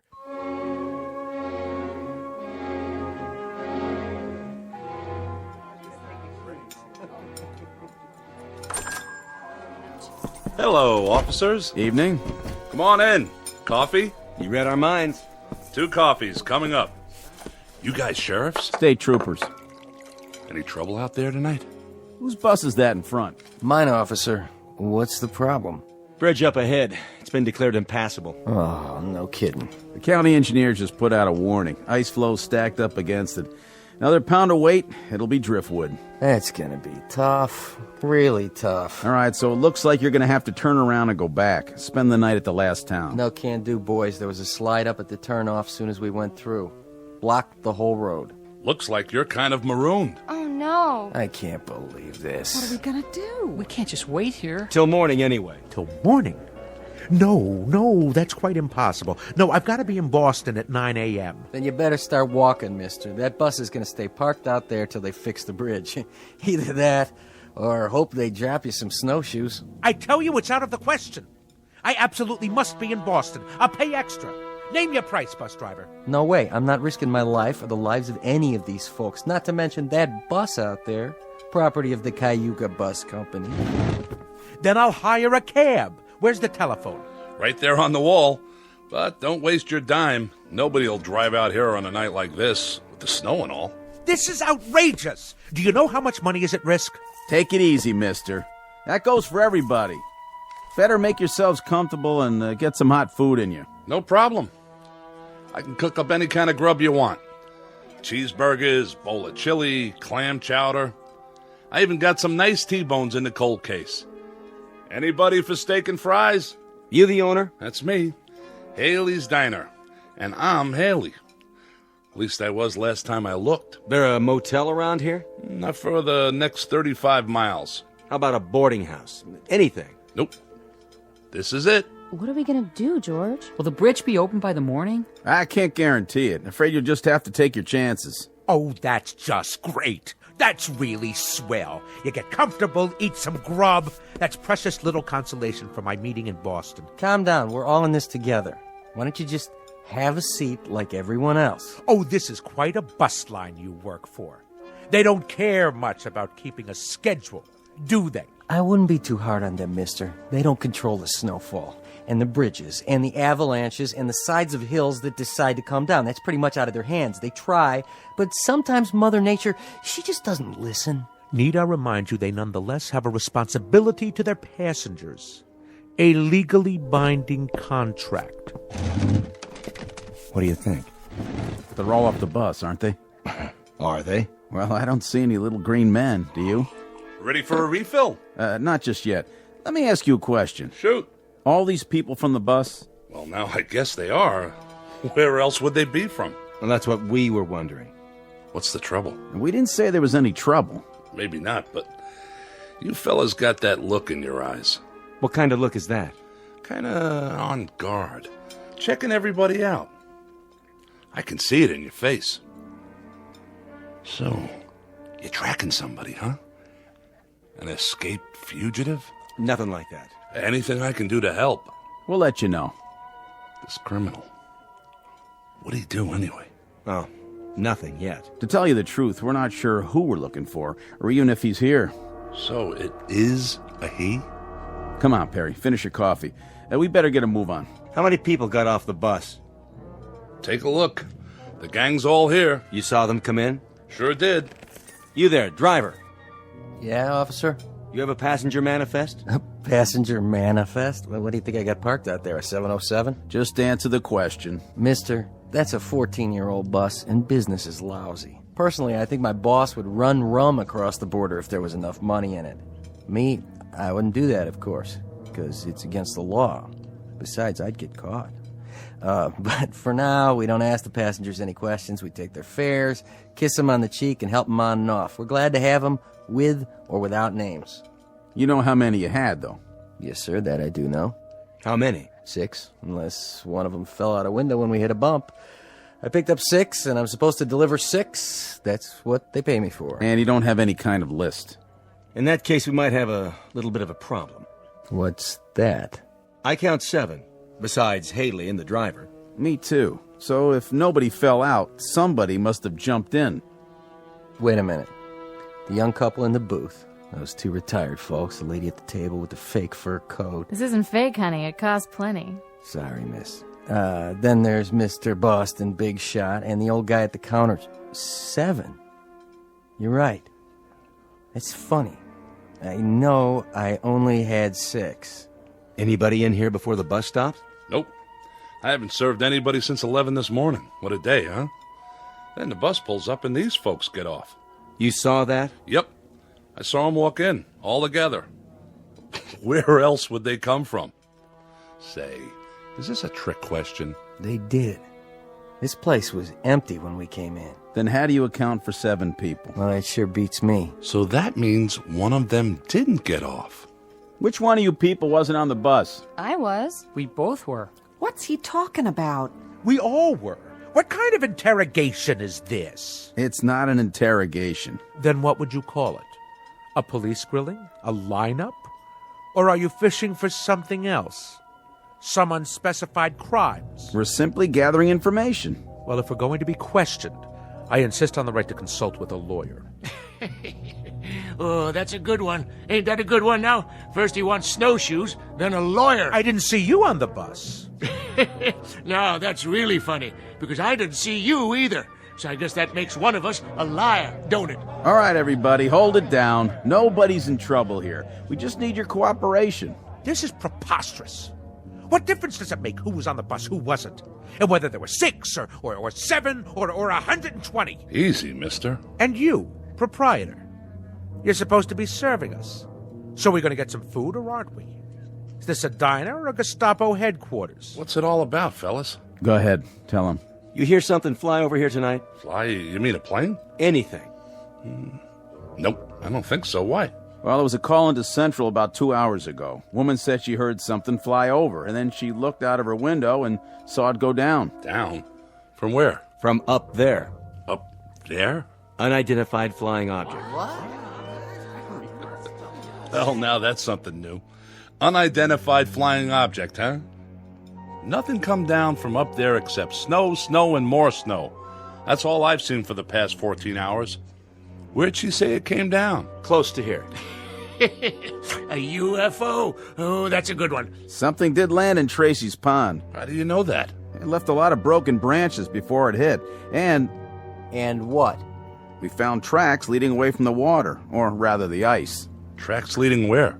To here. Let me get this straight. You mean somebody landed or crashed or whatever they did in Tracy's pond and then came here right into my diner? Oh, that's crazy. Nothing came in here since this morning. Nothing except... Except me and my busload. My 6 fares. I only had 6. But there's 7 in this room. That means one of these people. I don't like this. How do we even know you're state troopers? Easy, honey. They got uniforms. See their badges? I don't like this one bit. We're going away to get married, and now this thing happened. Sit down, Connie. It's gonna be all right, I promise. How can you, George? How can you promise? Relax, miss. There's no need for... I'm trying to understand what you're saying, officer, but I'm not sure I... Let the man talk. You're trying to tell us that there's one among us? We don't know which one, mind you, who landed in some kind of flying saucer and then joined us, infiltrated the group, and then slipped into the diner right alongside us? Do I understand you correctly? Came in here with us, but that's not possible. We would have seen him. Not necessarily. Do you remember who you were sitting next to? Why, I wasn't sitting next to anyone. I was all the way in back, trying to take a nap. Well, there you go then. It's snowing at dark, and we climbed out of the bus with our eyes closed because of the snowfall. Anyone could have come in with us, and we wouldn't have noticed. But you were all together on the bus. Some of you must have noticed who the other passengers were. That doesn't cut much ice. They loaded up in the snow down at Hook's Landing. How long ago was that? How long? Let's see. We left the landing 3 hours and 12 minutes ago. And to tell you the truth, I don't remember who got on. All I know is there was an even half dozen. Just like a real science fiction story. That's what she is. Like a regular Ray Bradbury. 6 humans and 1 monster, all the way from outer space. Wonder if it came from Mars or from Venus. Oh, why don't you keep quiet? What about you, fella? You wouldn't happen to have an eye in the back of your head, would you? I find you insufferable, sir. Do you know that? And you ain't no prize yourself. Well, what do you do now? Line us up for a strip search? Nobody said anything about a search. Good. Because there's a little matter of civil liberties. Without reasonable cause, you have no right to ask anything beyond identification. And more than that, you're skating on thin ice, legally speaking. Very thin ice indeed, sir. Well, go ahead. I'm a dancer. I don't have a whole lot to hide. I usually get paid to take off my clothes. But if that's what you want... Look, lady, this isn't exactly par for our course either. We go off on an awful lot of nutty assignments, but this one... Then let me make it easy for you. I work a lot of clubs, and I know how to spot people. Go ahead. You pair off the couples. Since it's just one person who doesn't belong here, that eliminates the couples. Sounds logical. Whew, I guess that means we're in the clear. Cross us off. We're 2 of the humans. And us too. Yes, George. My wife and I were exonerated. Connie? Connie, what's the matter? Nothing. Yes, there is. What are you looking at me like that for? I could have sworn... Sworn what? That you had a mole on your chin. A mole? Connie, I've never had a mole on my chin. You did too. Honey, I did not. I can tell you what's happening now. We're all going to get so panicky that everybody and his brother will start picking up invisible clues from everybody else. This stuff is nonsense. It certainly is nonsense. If a husband and wife suddenly start to wonder whether the husband really is the husband or the wife is really... When did you start turning so gray? Now, wait a minute. I think 23 years is long enough for a woman to figure out who she's married to. So stop looking at me like that. Oh, this is rich. I love this. Better than a horror movie. He don't know who she is, and she don't know who he is. And as for you, Miss Fur Coat, we don't know who you are. And that big-talking lemon sucker over there, he's the most suspicious of the bunch. What's happening? That jukebox. It started up by itself. Who did that? Nobody was anywhere near it. That ever happened before? Not unless you put a quarter in it. The lights! What's wrong with the lights? Somebody turn the lights back on.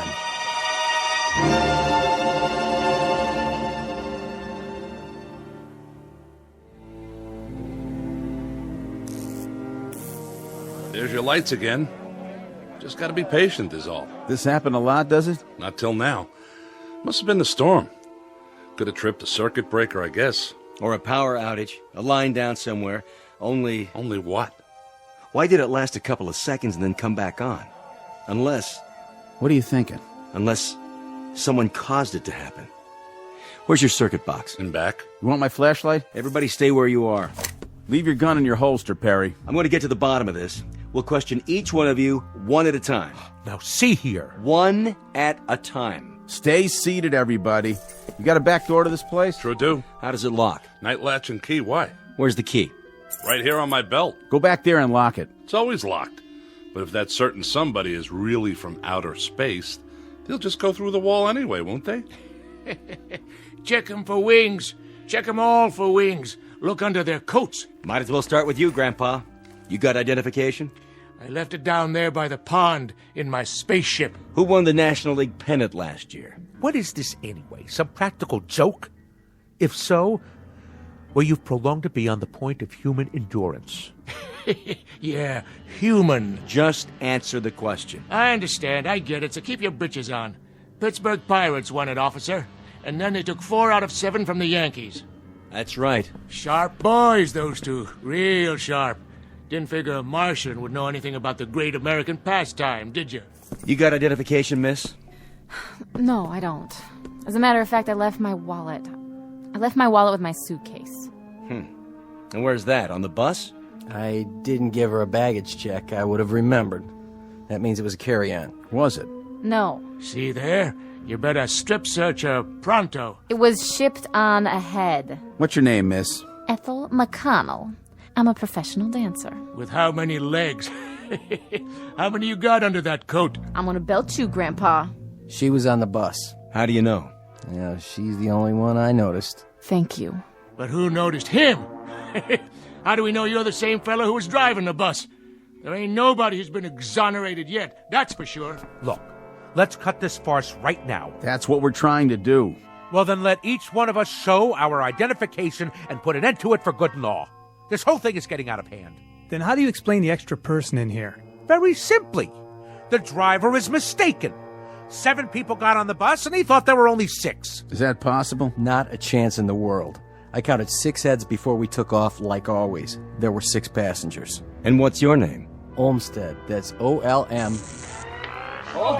Hey! Who's doing that? Never happened before, I swear.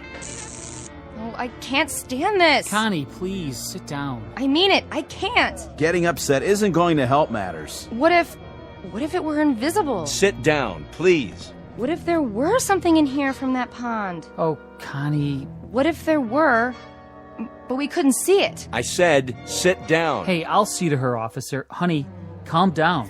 Why is he taking his gun out? Easy, Perry. I think it's time for a look around. All right, folks. We may have a good laugh about all this in the morning, but for the time being, do the smart thing. Everybody just stay where you are. My partner's going to check the grounds. And please, nobody do anything foolish, like trying to leave. I'll be right outside the door.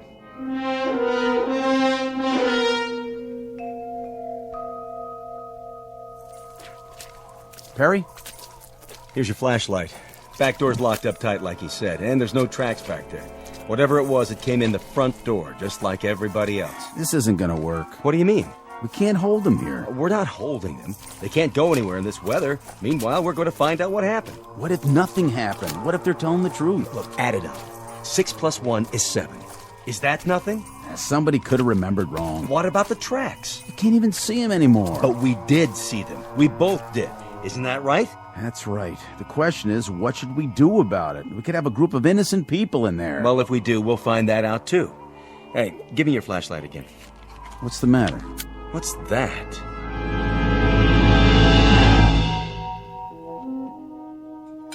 Here you go, miss.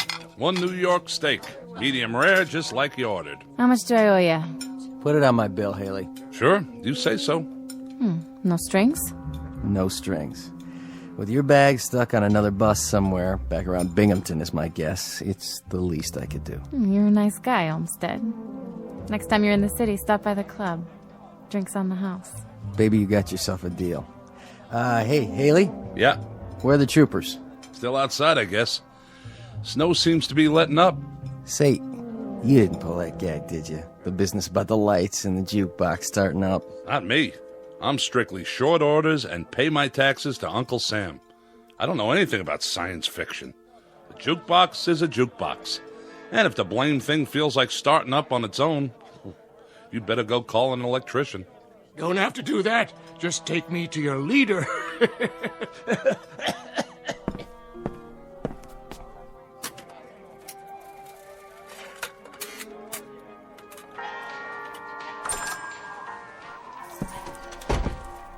Snow's letting up, is it? Quite a bit.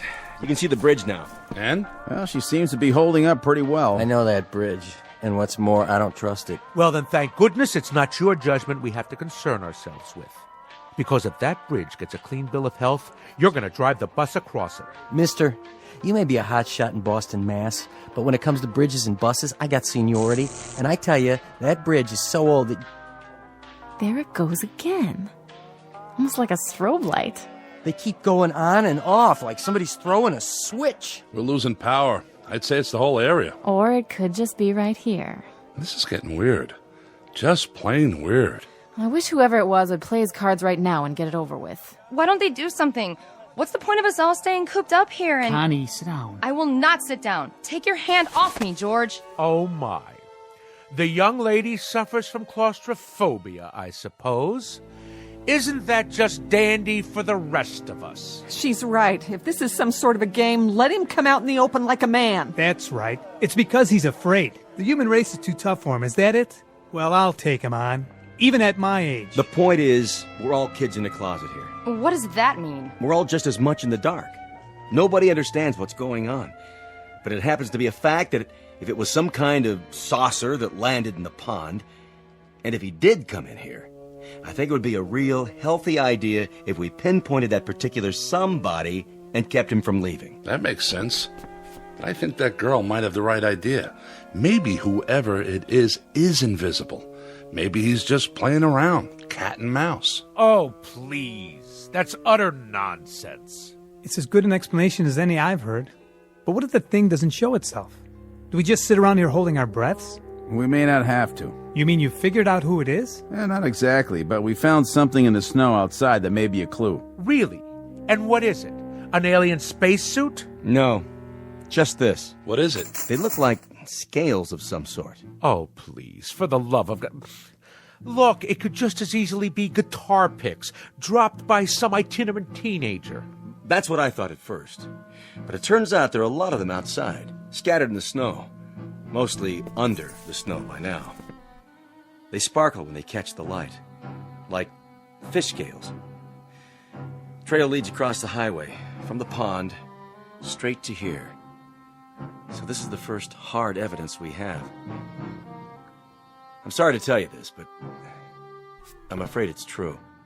Someone in this diner is not what they appear to be.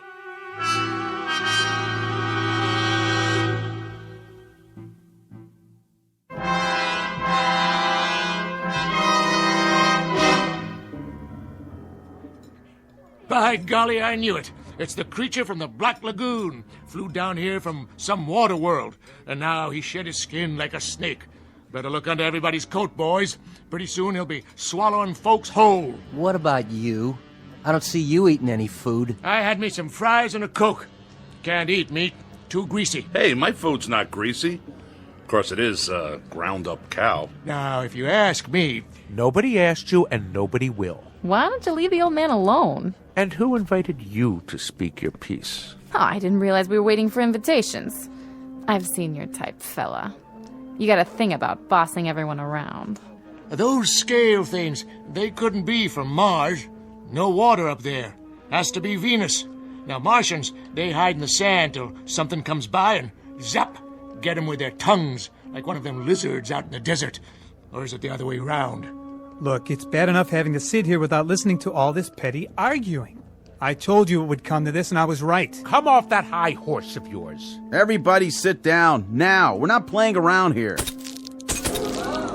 What was that? The sugar bowls. They all cracked, just like they exploded. Well, now I gotta go and buy new ones. You all right, Miss McConnell? I think so. Now, who'd be calling here this time of night? I told headquarters where we were. I'll take it. Be my guest. Yeah. Yes, sir. It's Perry here. What's that? Mm-hmm. It's definite? Yes, sir. That's fine. Right. Thank you. Well? The bridge is okay. Well, it's about time. Are you sure? County engineers just checked it out. The load of snow just broke away, and, well, with no more snowfall, they say it's safe. Shall we go? Well, if that was a county, I reckon it's okay. I'm gonna take it real slow, though. What about it? We can't hold them. You're making a big mistake, officer. A big mistake. You're letting a monster out. Well, that might be, Pop. That may well be. But I can't hold people on suspicion of being not human. You can move them out anytime. Okay, folks, let's go. You're sure about the bridge, officer? I never liked that sucker. She swings in the wind, and she's not a suspension. Well, you can follow us. We'll take the car across first, just to be sure. You can pay your checks over here, ladies and gentlemen. It's been a real pleasure serving you. Safe trip and Godspeed. You all come back and see us real soon now. Except for one of you, that is.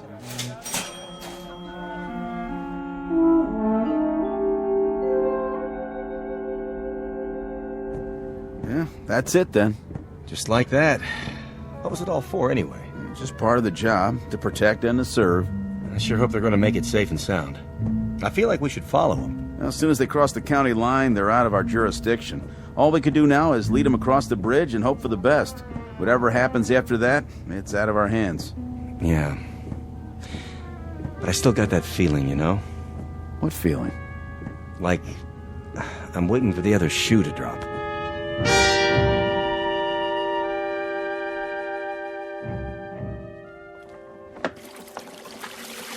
No tips. Not a one.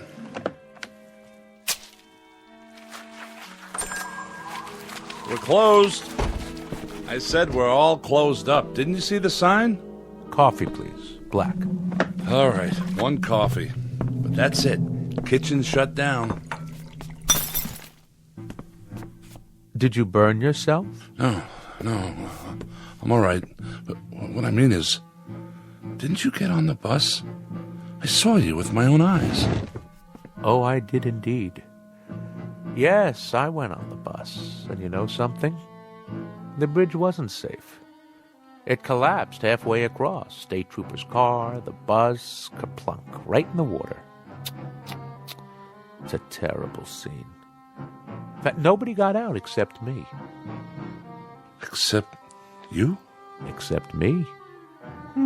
Lucky, I guess. Very lucky, but... But what? You're not even wet.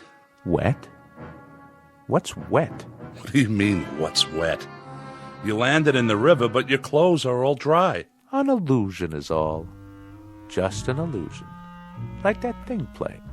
That's an illusion. Say, how'd you do that? Or the telephone ringing. Hello? Hello? Nobody there. You see, just an illusion. A parlor trick is all. What's going on?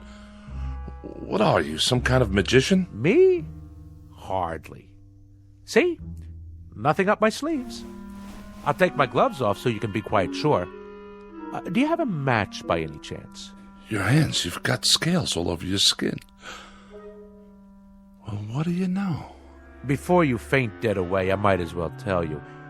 The name really isn't Ross, and I wasn't really going to Boston. Actually, I've been sent down as an advance scout. You know, these, what do you call these? These cigarettes? Oh, they taste wonderful. We don't have a thing like this on Mars. No kidding.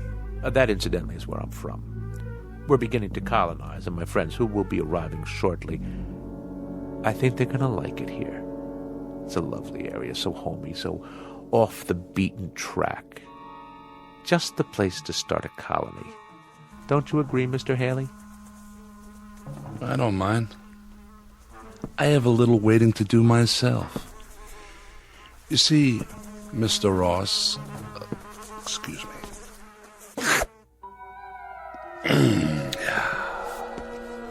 How did you do that? With your tongue? Most remarkable. Must have been 18 inches long. Just a tasty little trick I learned back home. It makes it unnecessary for me to eat the local fauna, which is, let's face it, pretty disgusting. Cows and all that. Anyway, the name isn't Haley, and I agree that this is an exceptional place to colonize. We folks from Venus had the same idea, only we got it several years ago. I think I ought to tell you now that your friends aren't coming. They've been intercepted. There is a colony arriving, but it's from Venus. If you're still alive when they get here, you'll see how much they differ. What do you mean by that? If I'm still alive? Not much silicon-based protein here, and I've always heard about Martians. An intergalactic treat. Supposed to be a real delicacy. Don't look at me like that. You stay away now. I'm just going over to the jukebox. For the time being. I agree about what they call music. It helps to pass the time. Why don't you play some while we wait? All right. If you insist.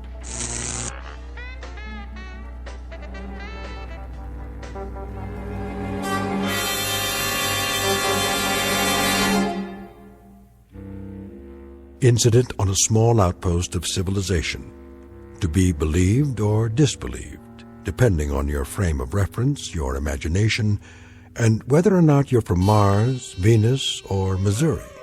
But no matter the degree of your skepticism, if a sour-faced dandy named Ross, who looks like a stocks and bonds salesman, or a big, good-natured counterman who handles a spatula as if he'd been born with one in his mouth, if either one of these two entities walks onto your premises, you'd better hold his hand, scales and all, or watch his words, especially that long, sticky tongue of his.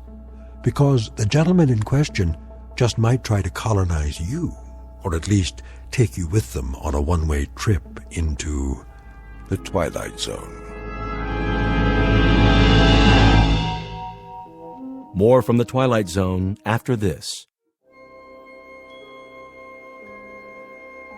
Hi, this is Carl Amari, producer of the Twilight Zone radio dramas. I'd like to take a moment to tell you about our official website at twilightzoneradio.com, where you'll get the latest news and information on these Twilight Zone radio dramas. Plus, at twilightzoneradio.com, you can digitally download 3 free episodes or any of our episodes for only $1.95 each. In this age of ever-changing technology, we've decided to make these episodes instantly available to you by making the Twilight Zone radio dramas a digital download-only series. This means that this series will no longer be offered on CD. The CD collections at our website are now being offered, while supplies last, at buy one, get one free. So be sure to get your favorites before they're sold out. Be sure to visit us often, and I'll see you in the zone.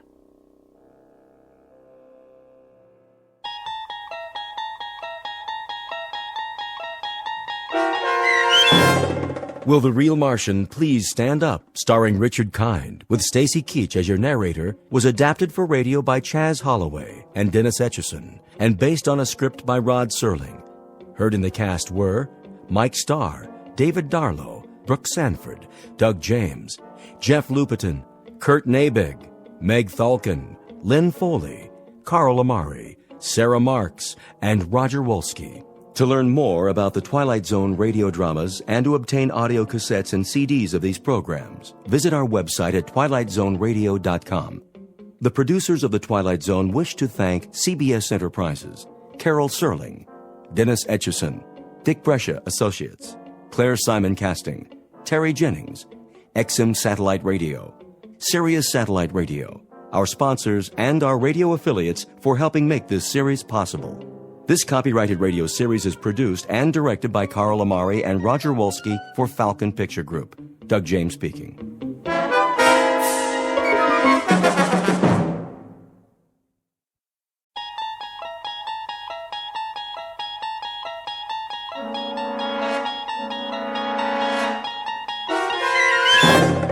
There is a fifth dimension beyond that which is known to man. It is a dimension as vast as space and as timeless as infinity. It is the middle ground between light and shadow, and it lies between the pit of man's fears and the summit of his knowledge. This is the dimension of imagination. It is an area which we call the Twilight Zone.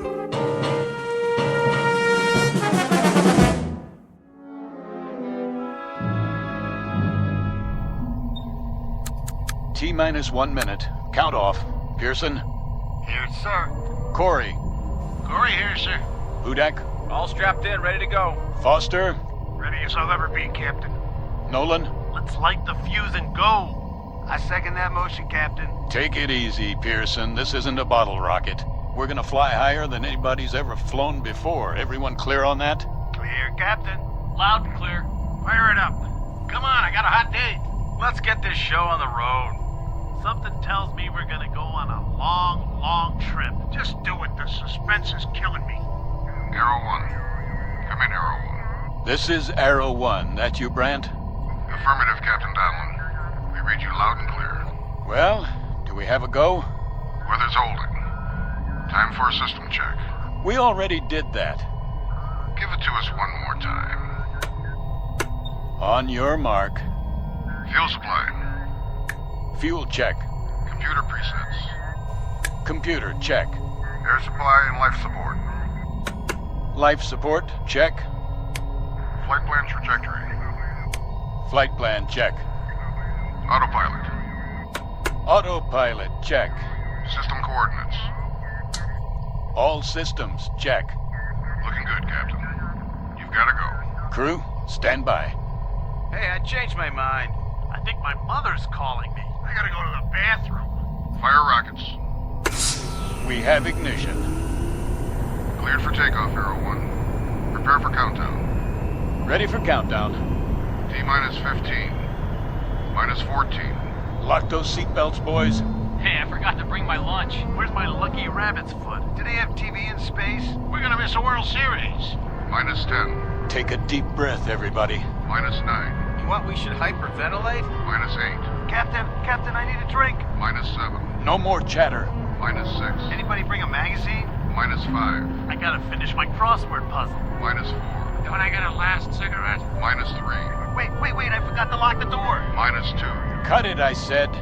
Minus 1. Somebody tell my wife I love her. Aw, ain't that sweet? Blast off. Hang on. This is it.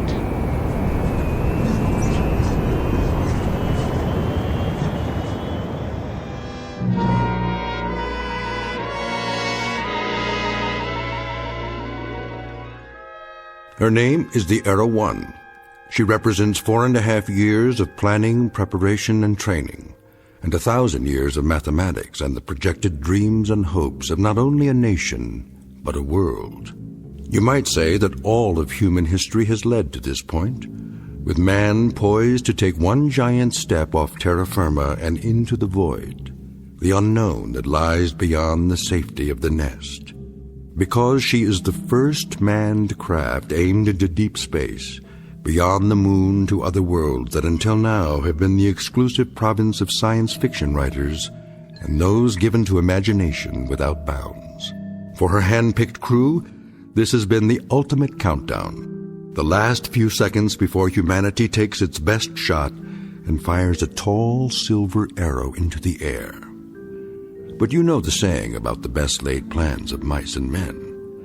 In just a moment, this ship will veer off course and into a region not on any star map for an unscheduled landing in the Twilight Zone. And now, The Twilight Zone and our story, I Shot an Arrow into the Air, starring Chelsea Ross, with Stacy Keach as your narrator.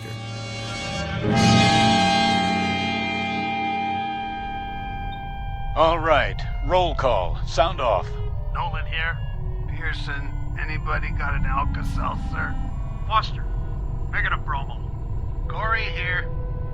Hudak, look at me, I'm flying. How you doing, Colonel? I am A-OK. We all are, and so's the ship. Are we there yet? We're leaving the Earth's gravitational field. Instruments all in the safety zone. Pearson, give me a visual scan. Yes, sir. Everything's on the money, Captain, as far as I can see. Cabin pressure? 1.19, sir. Disengage restraints. You can remove your helmets now. We're free to move around.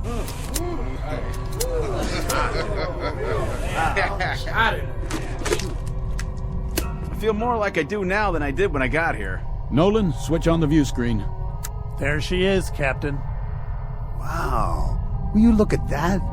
Is that talcum powder or stars? Never saw so many in my life. Quite a sight, huh?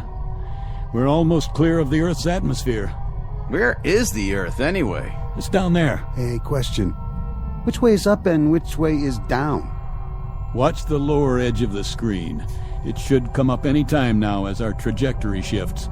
It'll be the blue one with clouds, about the size of a quarter from this far out, but we'll be able to see it. What are those blips? Where? The ones moving toward us. We've entered the asteroid belt. But don't worry, they're miles apart. The odds of hitting one are infinitesimal. Mission control to Arrow 1. Come in, Arrow 1. Roger, mission control. Big high five, Captain. We've got you on the monitor, center screen, right on course. Just like a Sunday ride in the country. Any snafus down there? That's a negative, Arrow 1. Hold on, Captain. Someone wants to talk to you. Standing by. I just want to say how proud we are of you, Donlin. You and the entire crew. That you, General Langford? That's right, Bob. How does it feel to make history? I couldn't say, sir. We're only doing our job. Sure you are. You make it sound so simple. The President will be sending you a live message at 1400 hours. Till then, keep your eyes on the prize. I can't express how proud I am of all of you. Thank you, sir. First, keep space. Every American. What's that, sir? You're breaking up. I say, in the world. First broke. General, we're losing you. What's going on? Some kind of interference. Look, Captain. What? The stars are moving. We must be turning. Not this early. Did you punch in a course correction? No, I didn't. General Langford, we have rotation here. Till then, signing off. Wait, the ship is yawing. That's not part of the flight plan. Happens to your course. Up the screen, get deep. Get back in your seats. We're turning faster. Now! Captain, what's happening? I said strap in. What about you? I'll try for a manual override. Captain, we're spinning. Lock your belts. I can't get in the chair. We're going into a dive. 0 G's. Hold on and pray.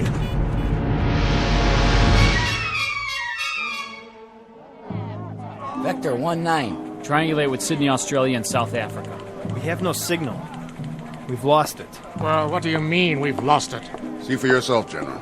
Good Lord, with 15 monitors going. We could have 15,000 monitors, but the situation would be the same. We've lost contact. Visual and radio? How is that possible? Don't ask me. She's off her vector path, clean off the radar screen. Just gone. Completely gone. When did you first lose contact? A few minutes ago. There was a short period of heavy interference. What kind of interference? Probably solar. Some kind of sunspot activity. We haven't been able to identify it yet. In any case, when it was over, the contact was broken.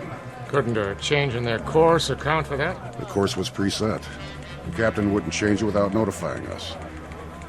Bob Donlan's a solid officer. And even if he did change course, the automatic tracking system would have been activated. It would show up here on the board. So a ship with an 8-man crew just disappears like a puff of smoke. 1 minute she's there, the next minute she's gone. That's not the worst part. What do you mean? Until we regain contact, if we do, there's not a thing anybody can do for them. I shot an arrow into the air. It landed I know not where. Let's say, General? A nursery rhyme for the age of space. Gentlemen, wherever you are, may God help you. Contact the observatory. There's no readings. It's flat. She's gone.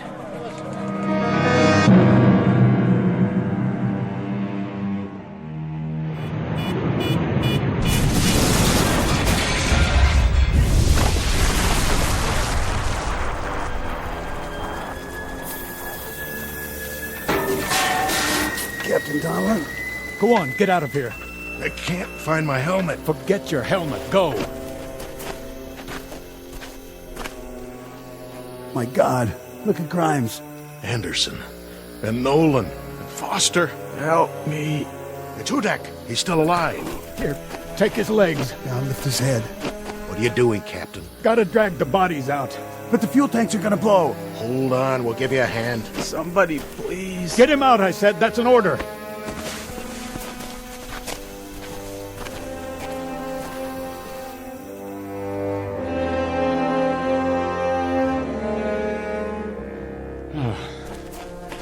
I think that's all of them.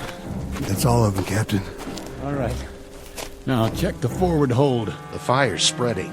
We have to try and get the supplies out. Yes, sir.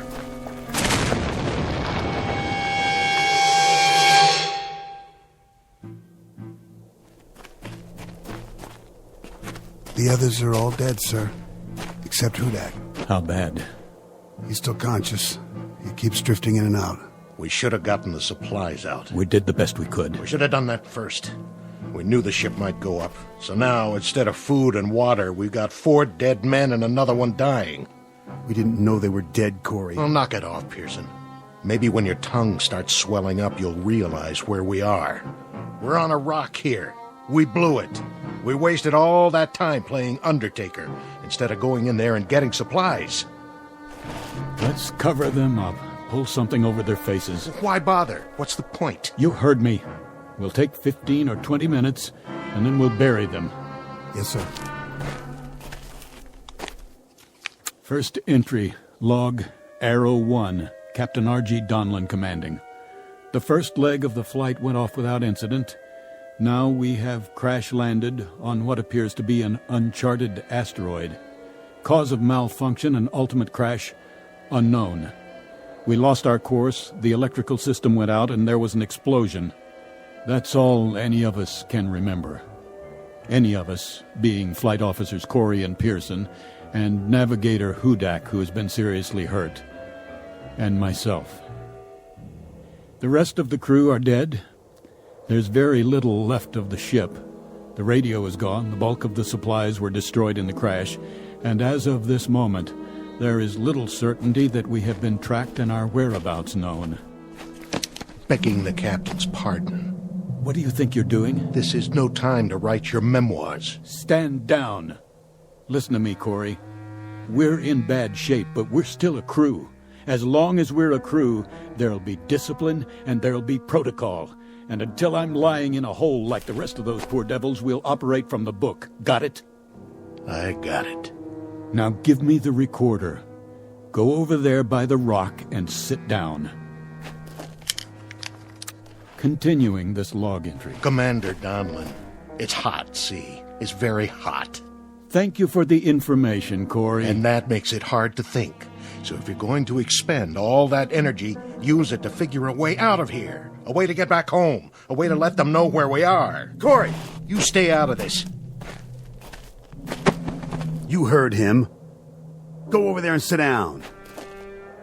You've got a bad cut on your forehead. Make a bandage and tie something around it. Okay. Something's wrong with Corey, sir. The bump on his head, or whatever it was, he's not acting right. He's not the one I'm worried about just now. Hudak? Hudak, can you hear me? Sir? How about some water? Water. Please, sir. Thank you. How much is there? 5-gallon can and whatever we've got on us. Then why waste it? He won't last through the day. You the consulting surgeon, Corey? I'm one man out of 3 who's going to need that water. And 5 gallons isn't going to last very long. If the situation were reversed, Corey, if that were you lying there, I'll give you good odds you wouldn't want to get written off, 5 gallons of water or no. He's going to die, Colonel. If he dies, Corey, but nobody gets behind to push. If he's thirsty, he gets water. If he's hot, we move him in the shade. And then if he goes, we'll give him a prayer or two. Right? If you say so. Pearson? Sir. There's a broken shovel near the packs. Let's dig the graves. I'll relieve you in 5 minutes, then Corey here will relieve me. Right away, sir.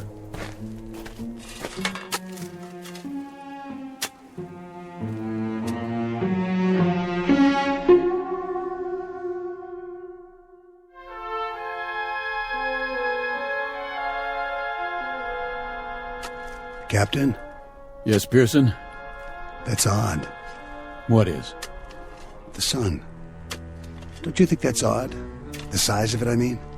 What, the size of the sun? It's hardly any different than we knew it on Earth. Same kind of star and almost exactly the same distance. Which means that whatever asteroid we've landed on is close to the Earth. How close? Huh. Pick a number. That's how it is, huh? 100,000 miles, 200,000, maybe more. A lot more. Who knows? Hard to say after we've blacked out. But wherever we are, it's a cinch it isn't heaven. We can count on that. Yeah, I guess we can. Unless it's the other place. We can count on this, too. We've got maybe 6-7 gallons of water and food concentrates for about 4 days. And that's it. So we'd better make our plans with that in mind. What kind of plans? We have to get our bearings and see what's here. Any water, plant life. We'll use this as a base and spread out in two-man patrols, one man to stay behind and watch Hudak. You think we'll find anything but rocks out there? At least we'll see what's on the other side of the rise. Look at it this way. We've got several things in our favor. The air is breathable, so we don't need suits and helmets. The gravity's close to Earth's, so moving around's no problem. No signs of animal life, friendly or unfriendly. And there's no radiation to speak of. You checked? The Geiger counter still works. I have to hand it to you, Colonel. That's what I call positive thinking. We don't have much of a choice. No, sir, I guess we don't. It took 4.5 years to build that ship. There wasn't any prototype, just the one, the only ship of its kind. So, if they know where we are and want to come get us, they've got to build another one, and that'll take another 4.5 years. So I suggest we dig in and get comfortable, because any way you look at it, we've got a devil of a long wait ahead of us. Pearson, your turn.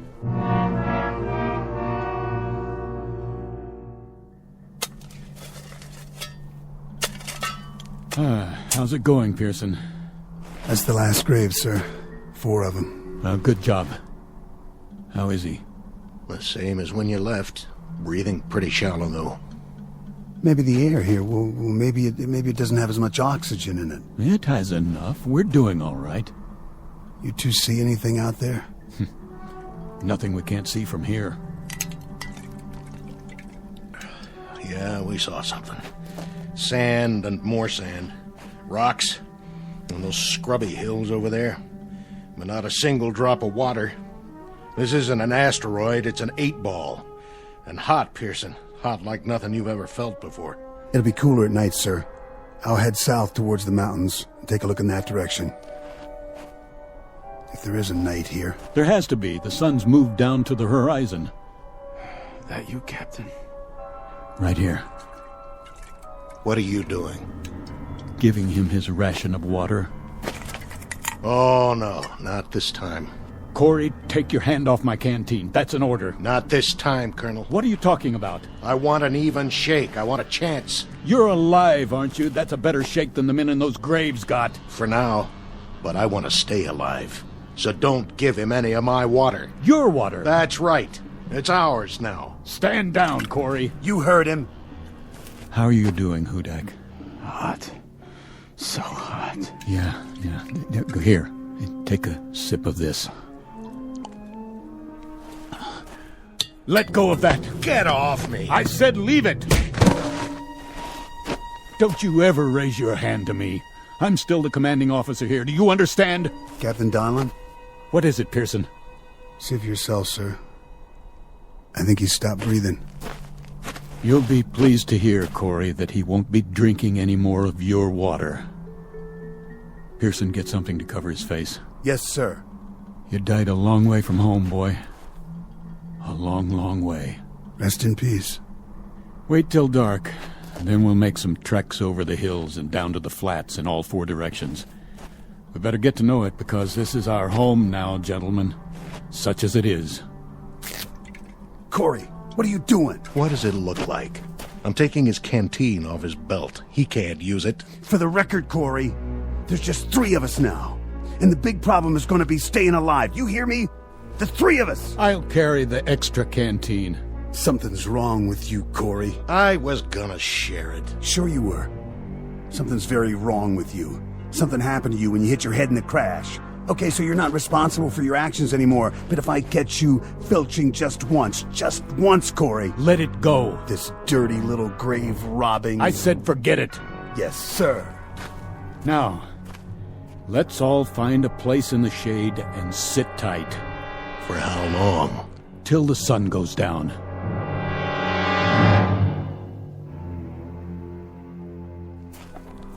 Watch your step. What's the difference? Can't see anything anyway. Use your flashlight. The batteries are going out. Turn it on and off in bursts. That way they'll last longer. You know, this is nuts. We're killing ourselves. For what? You got a better idea? Sure. Pack it in right now and head back to camp. We're on recon, Corey. Captain's orders.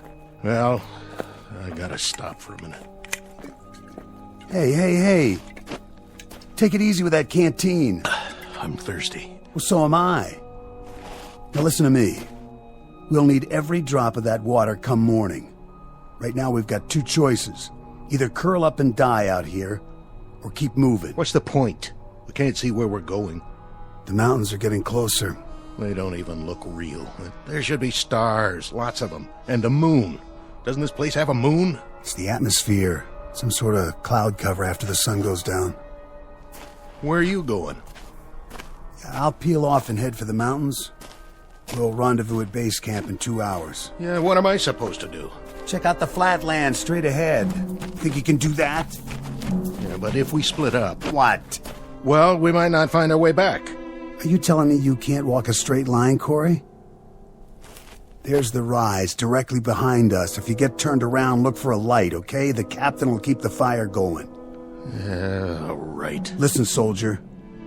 For all I care, you can lie down and fry like a piece of bacon when the sun comes up. As far as I'm concerned, you're on your own. All right. If that's the way it is... Keep your sidearm loaded. What for? In case we're not alone on this rock, after all.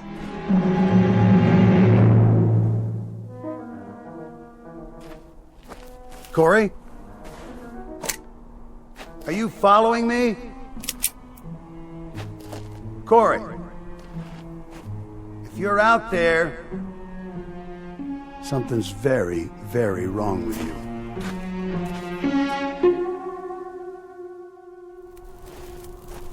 Pearson!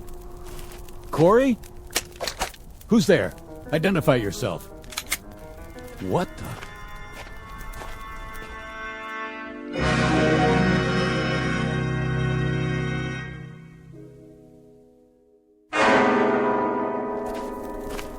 Corey? Hello, Captain. Well? I must have walked 12, 15 miles. Yes, and? Nothing. Not a thing. Sand flats. That's all there was. Just sand. One stretch after another. I thought I could get some kind of a fix from the stars, but it's overcast. I know. What about Pearson? What about him?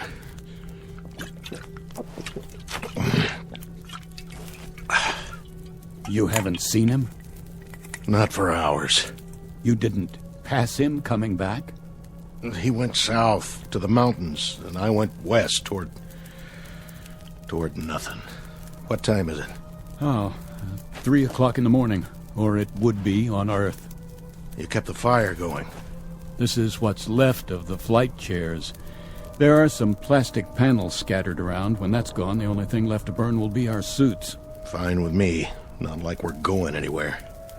He's been gone 6 hours. He should have been back by now.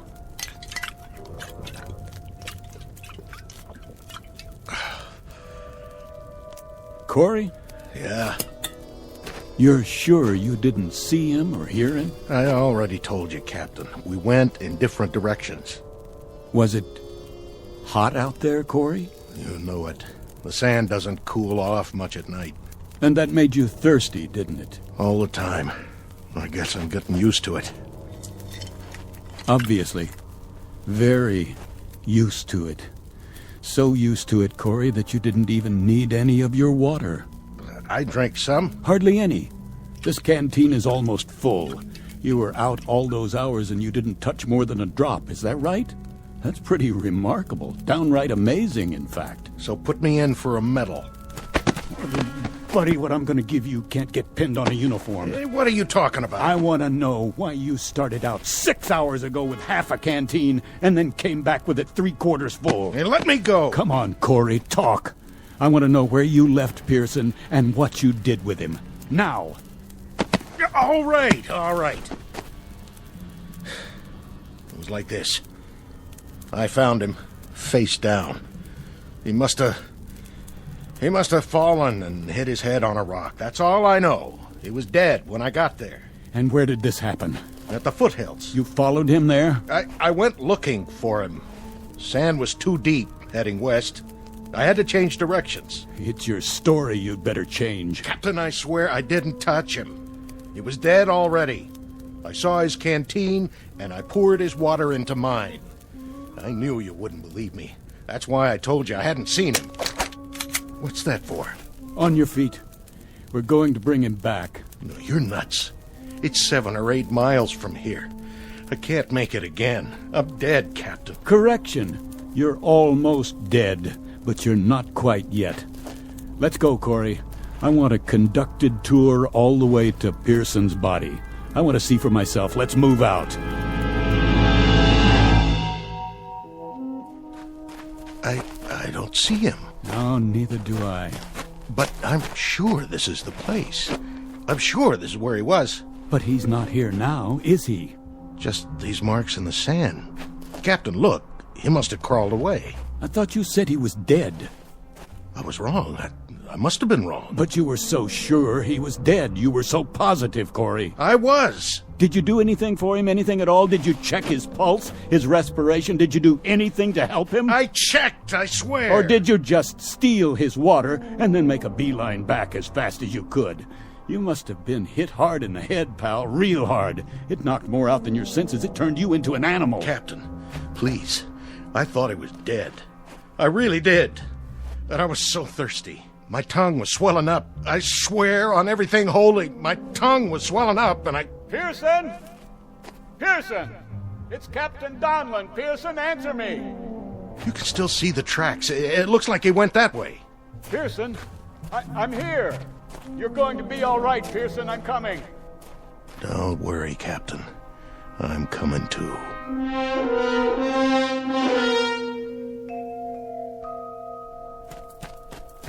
Pearson. Captain? Pearson, thank God you're alive. Water.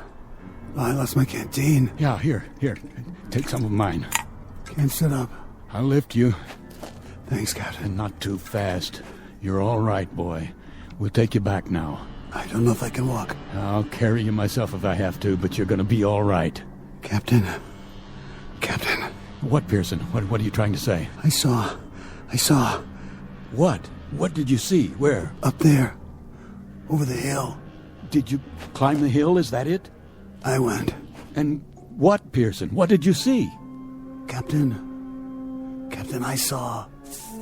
What? Are you drawing a picture? You should have seen. You wouldn't believe it. What? No, Pearson. Sorry, Captain. Pearson. Come on, Pearson. Pearson, don't die on me. Don't. Is he gone? Yeah. He drew this in the sand first.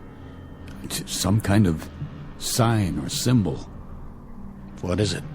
It looks like a T, or maybe a cross. He was trying to tell me something. Well, it doesn't matter now. It might.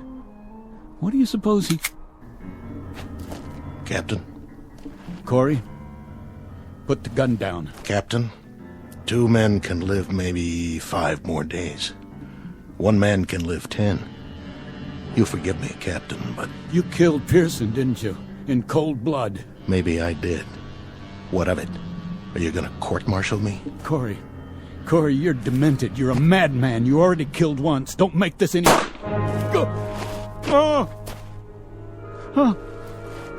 Corey,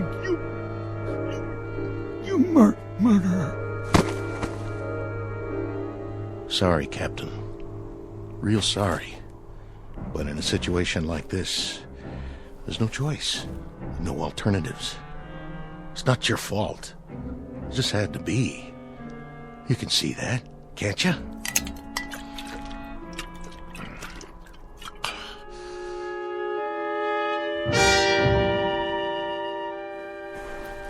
What?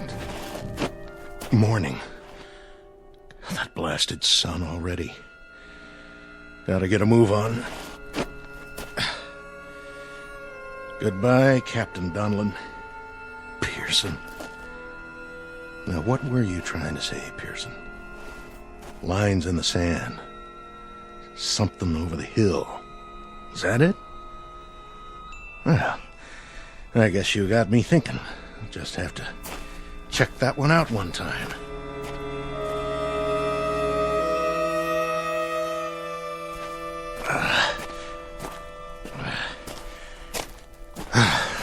There. Now we'll see what you... What? What in the... Oh, my dear God. It's a highway. Pearson.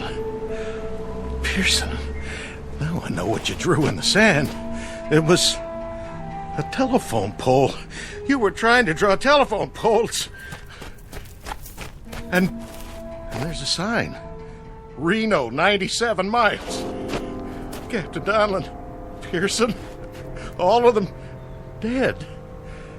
Now I know what happened. I understand. We never left. That's why we went off the radar, why nobody tracked us. We never left the Earth at all. We just crashed back into it.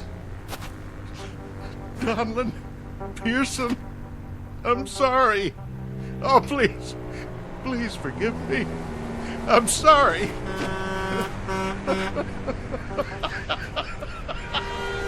Oh, stop! Please! Stop!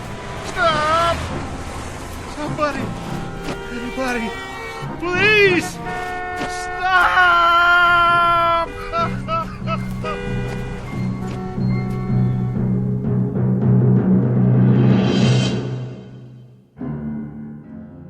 Practical joke perpetrated by Mother Nature and a combination of improbable events. Practical joke wearing the trappings of nightmare, of terror, of desperation. Small human drama played out in a desert less than 100 miles from Reno, Nevada, USA. Continent of North America, the Earth, the solar system, the galaxy, and of course, the Twilight Zone. We'll be back to the Twilight Zone in a moment.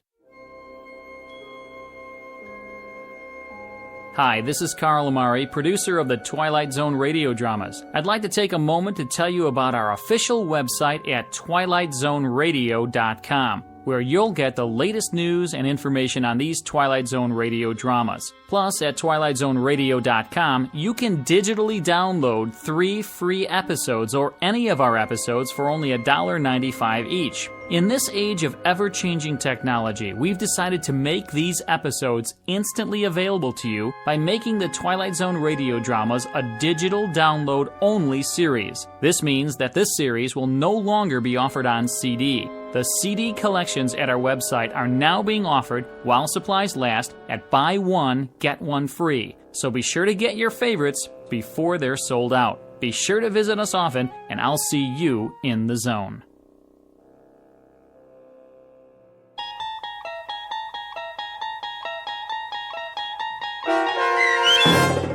I Shot an Arrow into the Air, starring Chelsea Ross with Stacy Keach as your narrator, was adapted for radio by Dennis Etchison and based on a script by Rod Serling.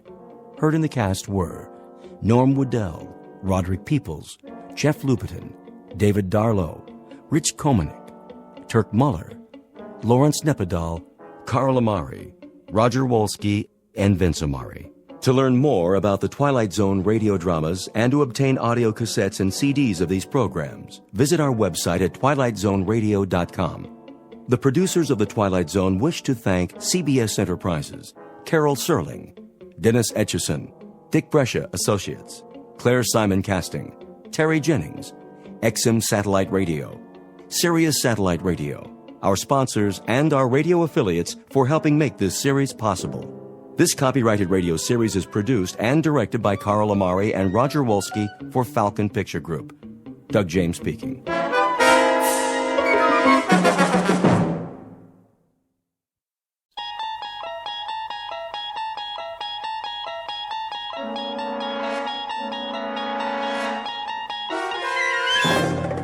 You unlock this door with the key of imagination. Beyond it is another dimension. A dimension of sound, a dimension of sight, a dimension of mind. You're moving into a land of both shadow and substance, of things and ideas. You've just crossed over into the Twilight Zone.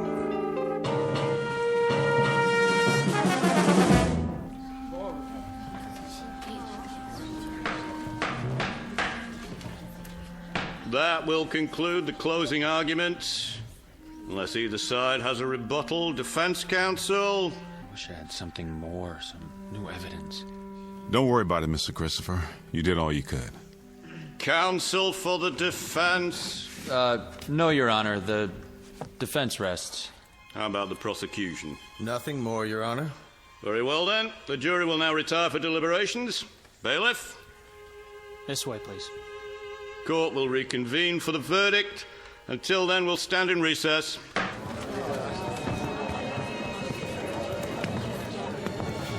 On your feet, Grant. Do you really have to put the cuffs on me? Hands behind your back. I'll stay with you to the verdict's in. It doesn't make any difference. This way. It may take a while. It never does. Mr. Grant? No statements to the press. If I could have one more word. I told you, Mr. Carson. Oh, why not? Give the reader something. I wouldn't recommend it in case we file an appeal. We won't. I guarantee it. End of the hall. I know that. A room with a table and 3 chairs, bars on the window, 2 policemen outside. It never changes. You can wait in here with your client, counselor. All right. I told you there's no need, really. Go get a cup of coffee, just drink it fast. What about that interview? It's okay, guard. We'll be right outside. Knock when you're through.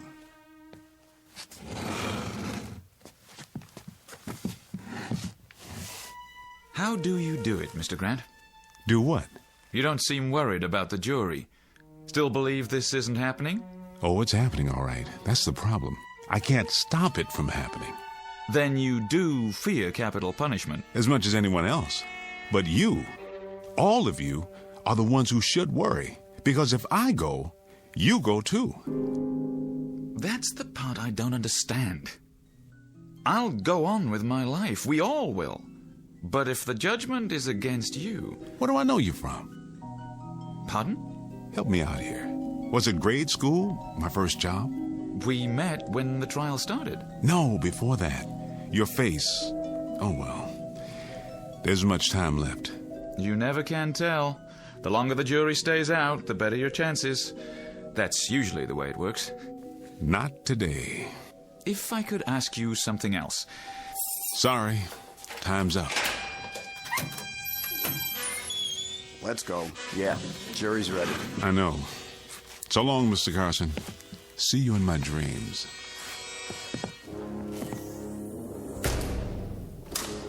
How did he know?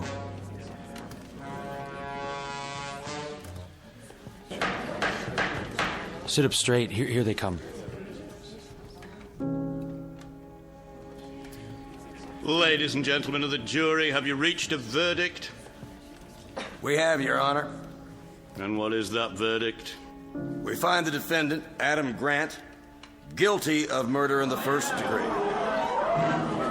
Order in the court. The defendant will rise. The defendant will rise. Adam. What? Oh, all right. Let's get it over with.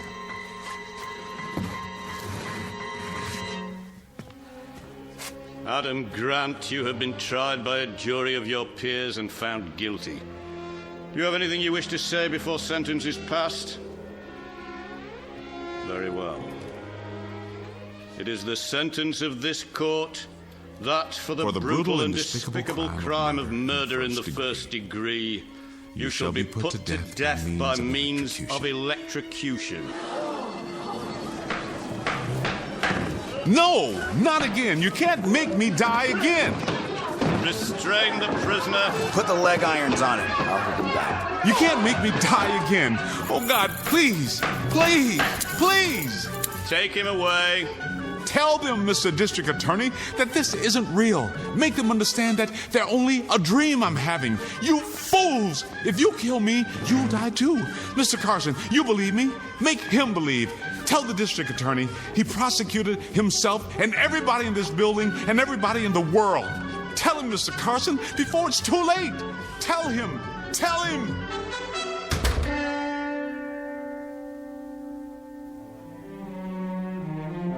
Adam Grant, a nondescript kind of man, found guilty of murder and sentenced to the electric chair. Like every other criminal caught in the wheels of justice, he's scared, right down to the marrow of his bones. But it isn't prison that scares him. The long, silent nights of waiting, the slow walk to the little room, or even death itself. It's something else that holds Adam Grant in the hot, sweaty grip of fear. Something worse than any punishment this world has to offer. Something found only in the Twilight Zone. And now, The Twilight Zone and our story, Shadow Play, starring Ernie Hudson, with Stacy Keach as your narrator.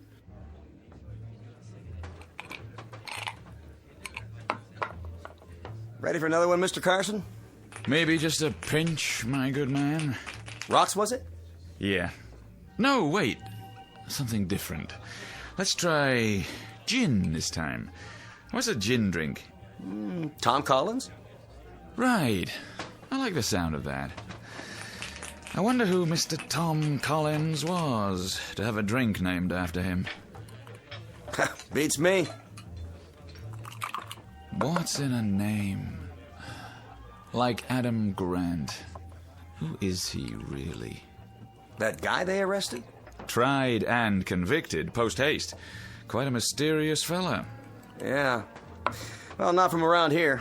His identity is not the problem. He had virtually no defense, but he has some very peculiar ideas. You talked to him? A few times, for the paper. He's seriously disturbed, mentally speaking. No kidding.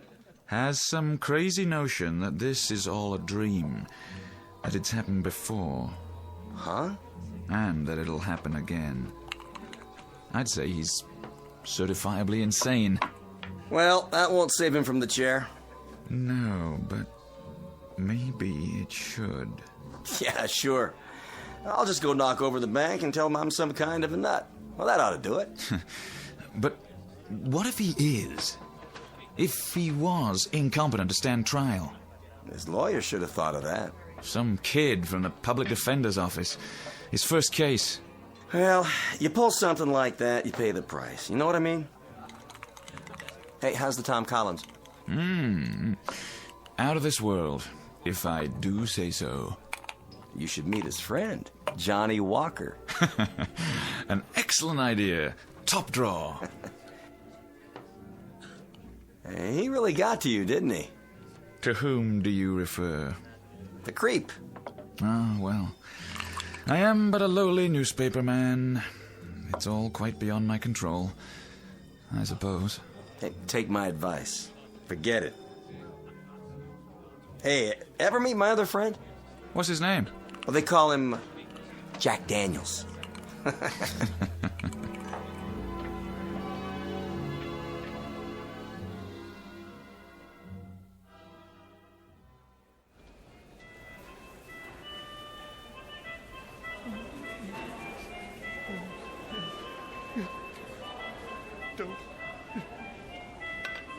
Don't.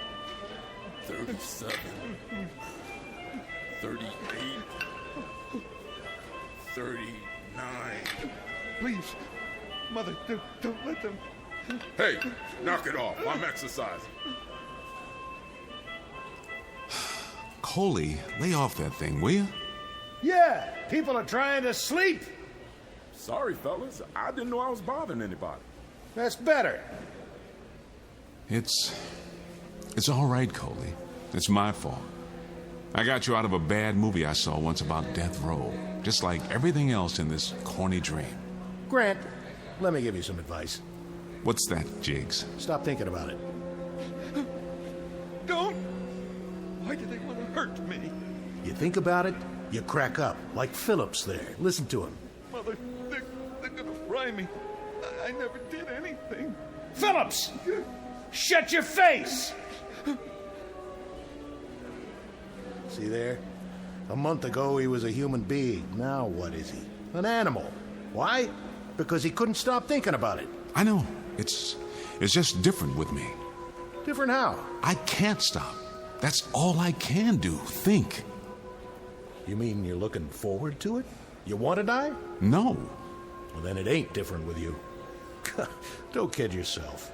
Sometimes I wonder, too, what it's going to be like. But that's a bad way of thinking. Don't lead nowhere. I'll tell you what it's like. Yeah? Yeah. They come for you a few minutes early. That's so they can cut your trouser legs. They even shave your head at least part way. Then they open your cell. You walk out and down the cell block to a hall. Past 2 great doors at the end. 78 steps exactly to the final door, painted green. It's got a little glass pane with chicken wire, but you can't see anything on the other side. There's a guard who opens the door for you. And you go into a room. It's tan. It's all tan. There's nothing in it except the chair. It's made out of wood, and it's big, so it feels like a chair you used to sit in when you were a kid. Hard and solid and not very comfortable. Cut it out. They strap your arm and legs with thick buckles, and then they attach the electrodes. It's funny. They always feel cold to the touch at first. Man, you talk like you've been through it already. Then they drop the mask over your head. It's musty. It smells like an old sofa. And then you wait. Every muscle tense, straining. Any second, then you can almost hear it through the wall. They pull the switch. There. 2 beautiful, beautiful steaks. Almost done.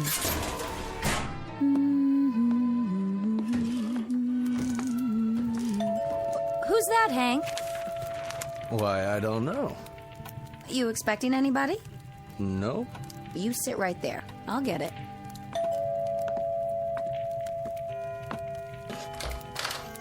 Paul! Madam, I am a poor lost traveler seeking food and lodging for the night. I don't believe it. You're loaded. Mr. District Attorney. Hello, Paul. I've just been insulted by your wife. She says I'm intoxicated. Well, aren't you? That has nothing to do with it. Your attitude toward the press needs some adjusting. So does mine, as a matter of fact. Hey, take it easy there. That's my best gin. Dear friends, when I die, I don't want to see any full bottles around. That's not funny. It wasn't meant to be. It was meant to be a comment on the short, unhappy life of Paul Carson. Won't you join me? Come, drink and be merry, for tomorrow. Oh, shut up, Paul. I knew it. I knew it the minute you walked in. We're not nervous enough? Oh, no. We have to listen to the great city editor with his news behind the news. If I'm not welcome here, then I shall go elsewhere and breathe my last. Oh, never mind. I've had enough of this anyway. I'm going to lie down. Good night, dear. What about dinner? The steaks are almost ready. Take them out of the broiler in 5 minutes. There are a couple baked potatoes, too. Aren't you having any? I've lost my appetite. Hank, I wanted to talk to you. Now, don't start again. I've got to. We're running out of time. I'm not upset or disturbed or nervous anymore. I'm scared. That's ridiculous. I know it is, but that doesn't help. You mean to say you believe that crazy story? God help me, Hank. But I do. At least I believe it's possible. Oh, come on. Well, why not? Can we prove he's wrong? Maybe not, but that's a poor reason for believing in anything. I can't prove the world isn't going to end, but it isn't. Or do you believe that, too? I'm not sure what I believe. This guy killed a man in cold blood just like that, and he's going to pay. Those are the facts. Anything else is speculation. Fantasy. Are you sure? Yes, I'm sure. I put my entire staff on it. An open and shut case. Then why are you so steamed up about it? I'm not. I'll tell you why. Because a little part of you believes, too. Just a little tiny part of Henry Ritchie says, maybe Grant is right. Maybe this is all a dream. The thought has occurred to you, hasn't it? Hank, we've known each other a long time. Haven't you ever stopped and said to yourself, this couldn't be real. It's too easy, too pat. I couldn't have a lovely wife like Carol, and a lovely home and money in the bank. Not in any real world. Haven't you, Hank? Well, of course. Everyone has. If you're a success, you're bound to think it's a dream at some point or other. If not, you think it's a nightmare. This only proves that Grant is human. He can't believe what's happening to him. So he tries to convince himself that it isn't, not really. Yeah, that's what I thought, too. Hank, I've been talking to this guy a lot lately, and he makes sense. Go down there and see for yourself. Don't take my word for it. It wouldn't do any good. You've only listened to him once, when he had that outburst in the courtroom. That was enough. Hank, for my sake, please. Go and see him. Let him tell you. He's only got 3 hours and 15 minutes left. He'll say anything. You're an intelligent man. You'll be able to see through it if he's lying. If not for my sake, do it for yourself. For your own peace of mind. My mind was at peace. Until you walked in. Was it? Please, Hank. It's pointless, but... Thanks. It may turn out to be important. More important than we know.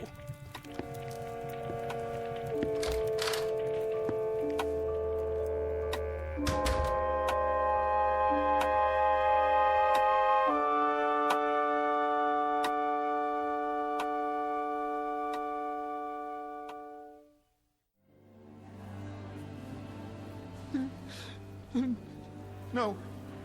No, Mother, don't let them strap me in. Enough already, Phillips. Yes. Yes, sir. I'm a good boy. Grant. Yeah? What's the matter? You don't like your food? It's fine. Then how come you didn't touch it? Because my stomach's tied up in knots. How would you feel about your last meal? I told you we would have got you anything you wanted. All you had to do was name it. Except maybe a cake with a hacksaw in it. That wouldn't do me any good. It wouldn't change a thing.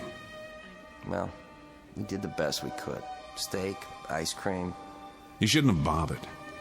I don't even like ice cream. All melted now anyway. I thought you liked steak. I do.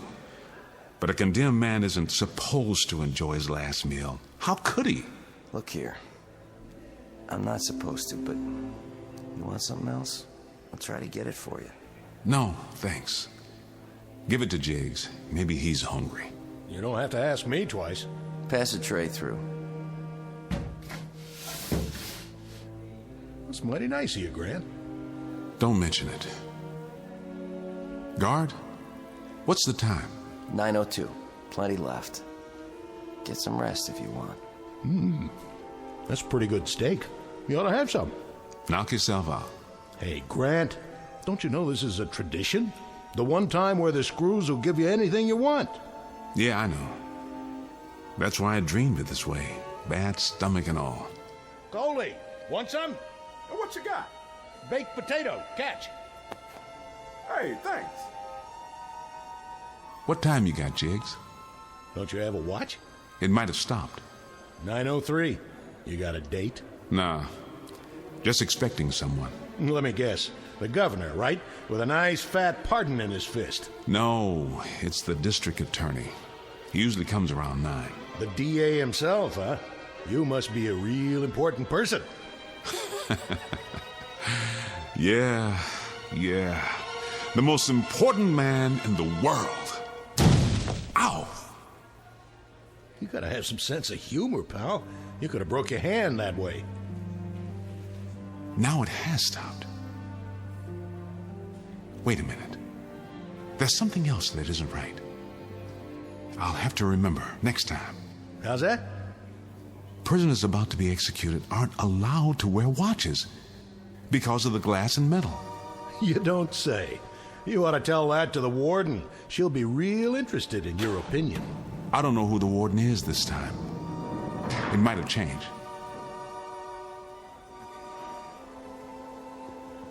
This way, Mr. Ritchie. Thank you, guard. See? What did I tell you? Right on time. Say, how'd you know? 10 minutes. That should be plenty. You can leave me with him.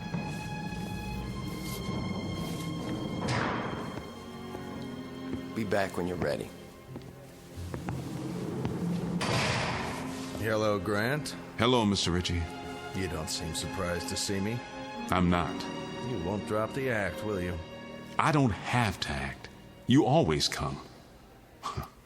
I mean, the district attorney always comes. It's not you every time. Grant. Yes? Why bother to stick to this dream story of yours? What does it matter now? If I could change it, I would, believe me. Only I don't know how. It can't possibly do you any good at this point. You realize that. I should. After all this time, every night I explain, and every night it's the same. Explain it again. Well, it's very simple. When I die, you die. And everybody in this world dies. Because this world does not exist. It's a dream of mine, a nightmare. Can't you understand that? No, Grant, I can't understand that, and not because it's a new idea. I can't understand it or accept it because it doesn't make any kind of logical sense. But it does. It's the only thing that does make logical sense. Not what I understand logic to mean. Think it through. I tell you, it's not logical. That's only one kind of thinking. Reason it out. Think, man. Take you, for instance. Here we go. The butterfly dreaming it's a butterfly hypothesis. Just stick with the basic facts. That's all you need. Do you think that you, a district attorney, would ever visit a man who was about to be executed in real life? Have you ever done that? Not that I recall. Of course not. They wouldn't let you in here. I'll bet they didn't even search you. And now they're leaving us alone in a locked cell together? You're the man who sent me here. I might beat your brains out. I'm a murderer, aren't I? I'm sure we're being monitored. We must be. Or take me. Have you ever heard of a case where a man was condemned and put to death this quickly? There would be years of appeals, wouldn't there? Your lawyer didn't file any. There are automatic appeals required by law.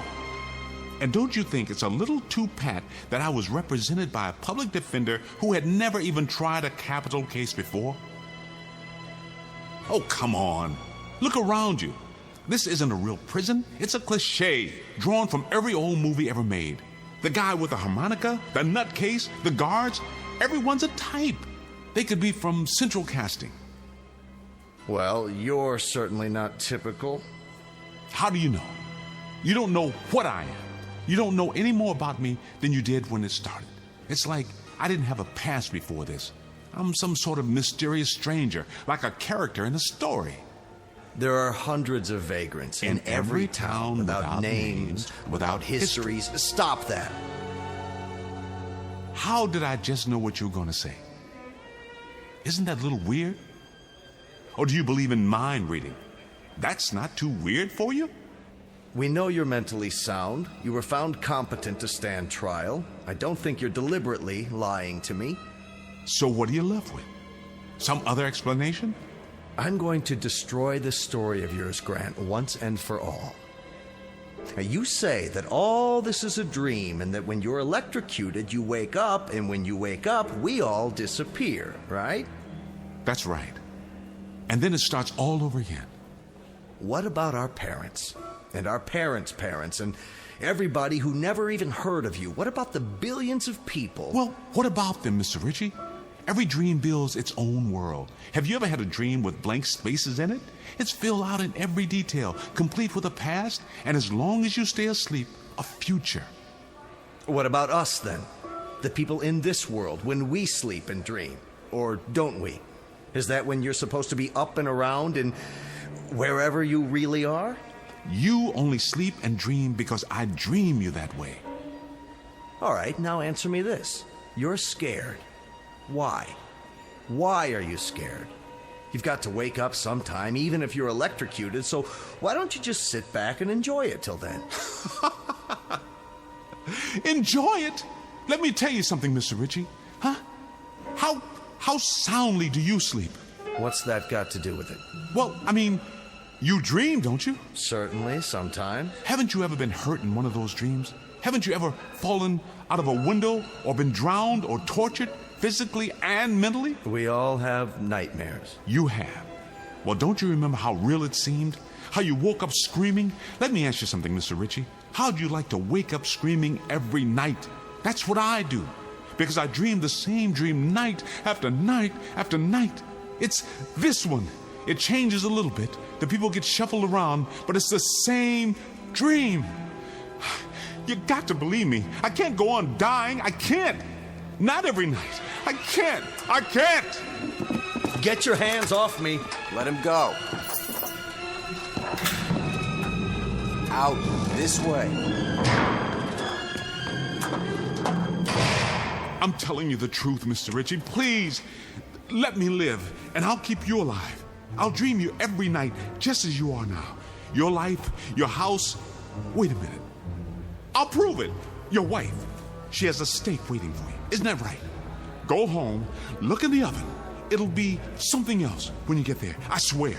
I can change the small details. You'll see. Please, please.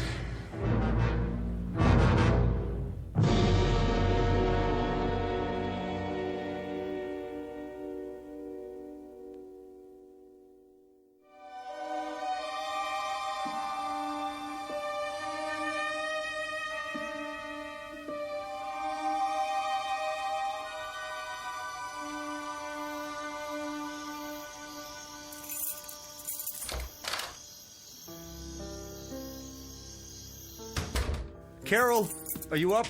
In here, darling.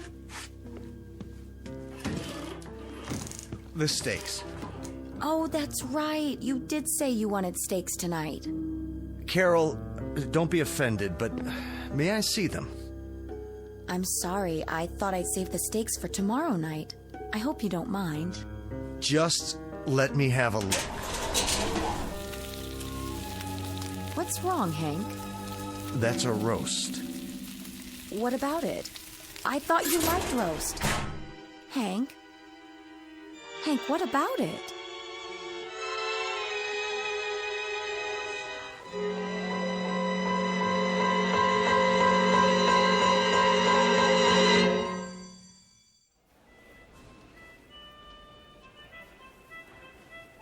Grant. Grant! Yes? Did I wake you up? No. You didn't wake me. What's so funny? Nothing. Nothing's funny at all. Well, thanks for giving your meal away. There was nothing, really. I thought I heard you laughing in your sleep. No chance of that. Hey, Grant, listen. I've been thinking about what you said, about all this being a dream, you know? So? Well, no. Maybe it won't work, but maybe it'd be worth a try. What would? If you told that story to the governor, he might let you out on a psycho. He wouldn't believe me. Well, you never can be sure. You don't believe me, do you, Jiggs? Ah, that don't matter. If you think it's true, see, why, then you got a loose cog somewhere. And they don't burn guys with loose cogs. I wonder. I could try proving it to you. Prove what? Jiggs, don't you think that all this is just a little too much the way it should be? I don't get you. Well, I mean, it's so perfect. For one thing, I got tried and sentenced the same day. It doesn't work like that. Huh? But you see, that's the way I saw it in my mind, and that's the way it is. All the movies and TV shows when I was a kid, the comic books. Take this place. You, for instance. Hey, now. And Coley. And Phillips and his mother. It is a movie. For all intents and purposes, real death houses aren't like this. But you see, I've never been to a real death house. So what do I know? That's my impression of it.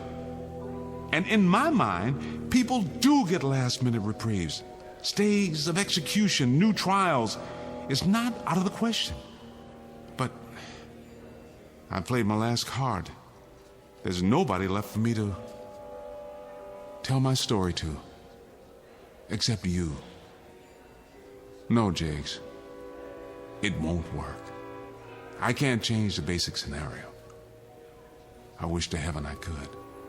Man, you're really flipped. Now I don't know what you're talking about.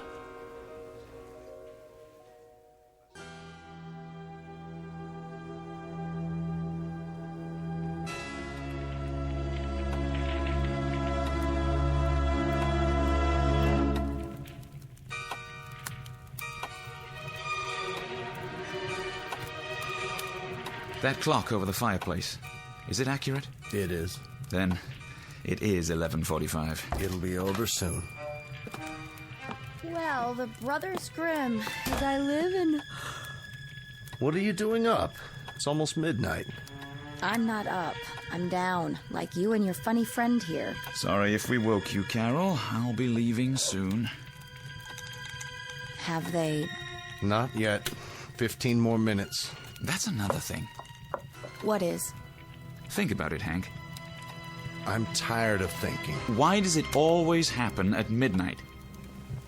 Did you ever wonder about that? Because that's when they schedule executions. Yeah, but why? You tell me. Excuse me, boys. I don't suppose anyone would like some coffee? Not now, dear. Hank, according to Grant, he doesn't know anything about these matters except what he sees in the movies. So he told me. And in the movies, it always happens at midnight. That's because movies are technically accurate. Are they? About things like that, at least. Yeah, I always thought so. But that's a strange belief, too, when you come to think of it. Then don't come to think of it. But I've got to think about something, or I'll sit here for the next few minutes with my insides all twisted up. Don't let me interrupt this scintillating conversation. Let me know how it all comes out. See you in the morning. I hope so, Hank. I sincerely hope so.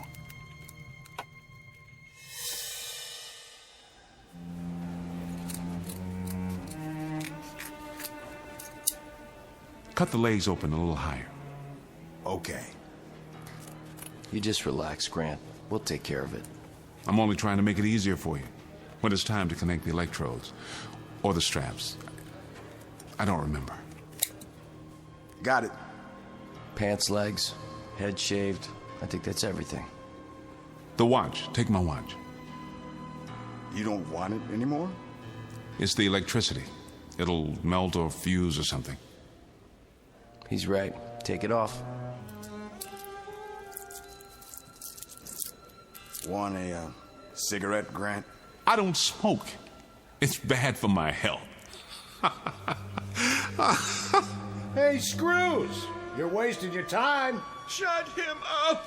Shut that guy up! You can't kill Grant. You want to know why? I'll tell you why. Because you're nothing but dreams. Dreams!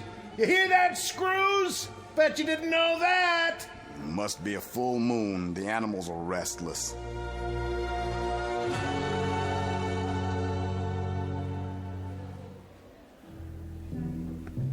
Oh, hello, Father. May I have a moment? Sure thing. Come on, Miller.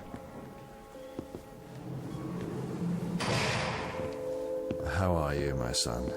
Oh, I can't complain. This haircut they gave me, though, gonna take a while to grow out. Is there anything you wish to talk about in the remaining minutes? No. Then let us pray. There's no need. There is always a need for prayer, my son. What will it do for me? Open your heart. God won't forsake you.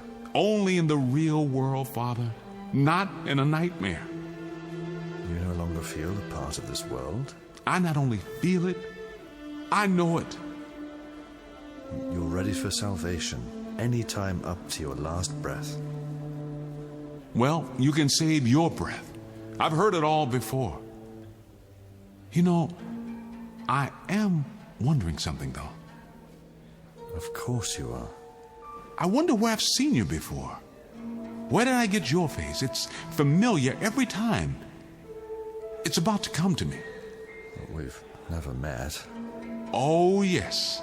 Yes, we have. Father Beeman, of course, Father Beeman from over at Spring Hill. No wonder I didn't recognize you. That's because you died when I was 10 years old. You were very popular. Everybody came to your funeral. Oh, my name is Beeman, but, Yes, yes. And then a young priest came and took your place. That was Carson.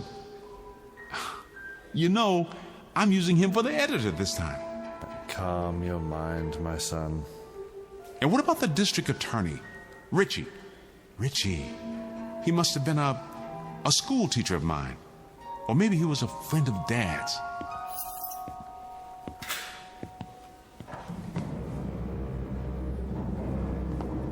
Time, Father. Thank you, Warden.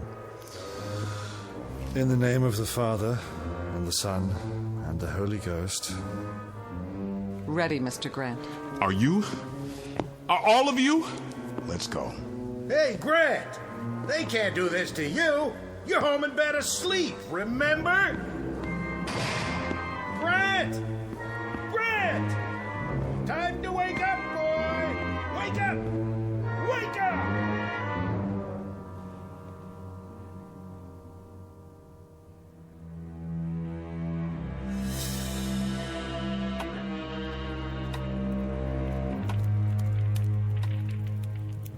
Four more minutes. Well, you can at least get a stay of execution. I know you can do that much. What good would it do? We'd simply have to go through the same thing all over again. Cruel and unusual punishment. Maybe not. Now look, Hank. Forget all the dream stuff. Whether that's true or not, it doesn't matter. What matters is the guy believes it. That means he's got a case. The psychiatrist said... The psychiatrist made a mistake. It won't be the first time. Get a week's stay. Have him checked out again. I can't. Why not? Because we might be wrong? Well, maybe we are. But maybe we're not. And in my book, that's reasonable doubt. Hank, he's sick in the head. Are you going to send a mental incompetent to the chair? I'll regret this, Paul. I'll regret it as long as I live.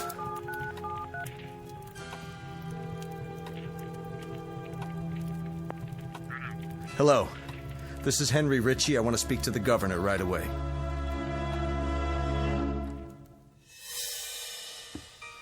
"76, 77, 78. Here we are again. Step on in. Don't fight it. Get the leg straps. I'll do the arms. Please, just get it over with.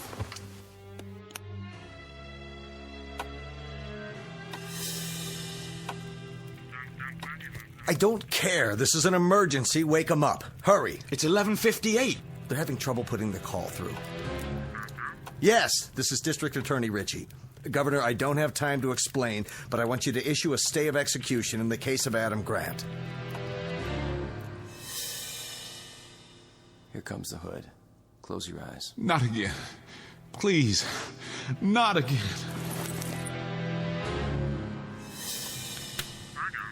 Thank you, Governor. Well? He's calling now. Throw the switch. Yes, ma'am. This is the warden. What did you say? What? I'm sorry, Governor. You're too late. Did he get through? It's out of our hands now.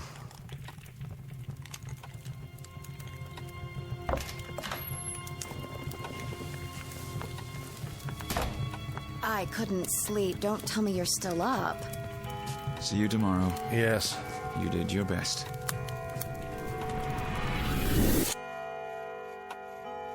What in the... What is going on here? How do you mean?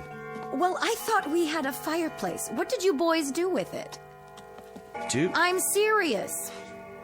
She's right, Hank. The fireplace, it's gone. There's just a blank wall. Carol, I don't understand. Carol, where are you? She was standing here a second ago. She just... Paul!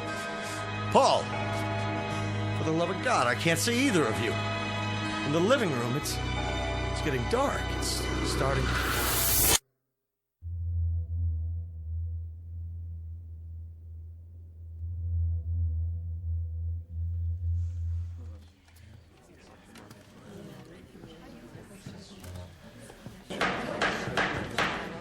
Ladies and gentlemen of the jury, have you reached a verdict?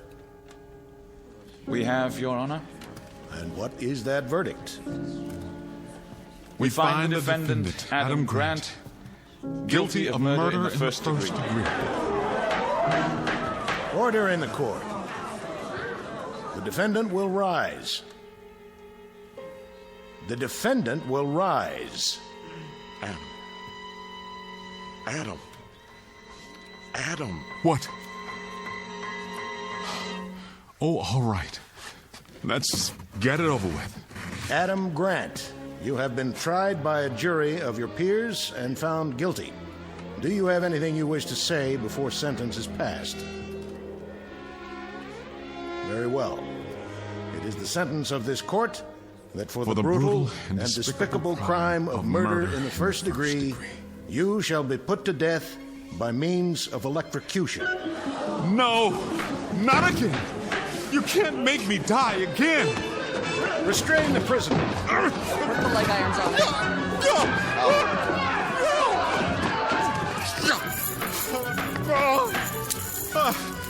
Can't make me die again. Oh, God, please. Take him away. God, you can't make me die again. Oh, God, please.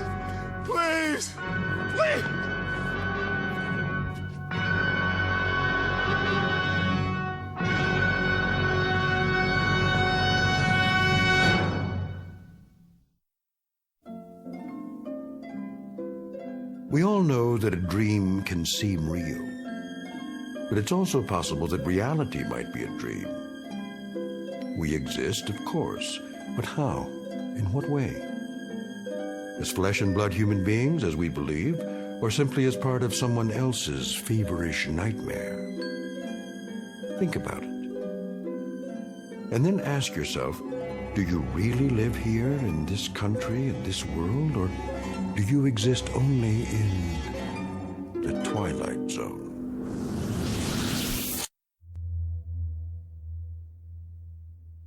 We'll return to the Twilight Zone in just a moment. You are about to enter another dimension, a dimension not only of sight and sound, but of mind, a journey into a wondrous land of imagination. Next stop, the Twilight Zone. Hi, this is Stacy Keach. I'd like to take a moment to tell you about our Twilight Zone website at twilightzoneradio.com.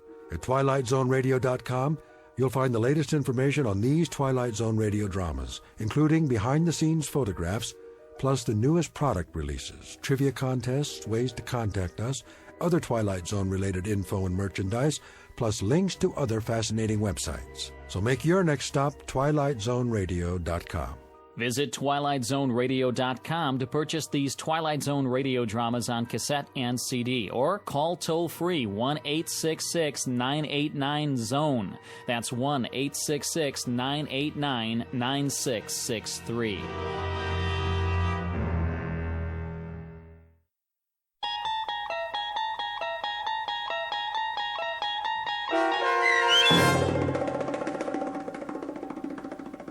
Shadow Play, starring Ernie Hudson with Stacy Keach as your narrator, was adapted for radio by Dennis Etchison and written for The Twilight Zone by Charles Beaumont. Heard in the cast were Christian Stolte, Nick Sandys, Elizabeth Lido, Roderick Peoples, Doug James, Ken E. Head, Martin Astrop, T.J. Jagodowski, Carl Amari, Tom McElroy, Meg Thalken, Damian Arnold, and Craig Harris. The producers of The Twilight Zone wish to thank CBS Enterprises and the Rod Serling Estate for making this series possible. This copyrighted radio series is produced and directed by Carl Amari for Falcon Picture Group. Sound design and custom Foley effects for The Twilight Zone by Cerny American creatives Bob Benson, Craig Lee, Michael Slaybach, and Matt Sorrow. To learn more about the Twilight Zone radio dramas and to contact us, visit our official website at twilightzoneradio.com. Doug James speaking.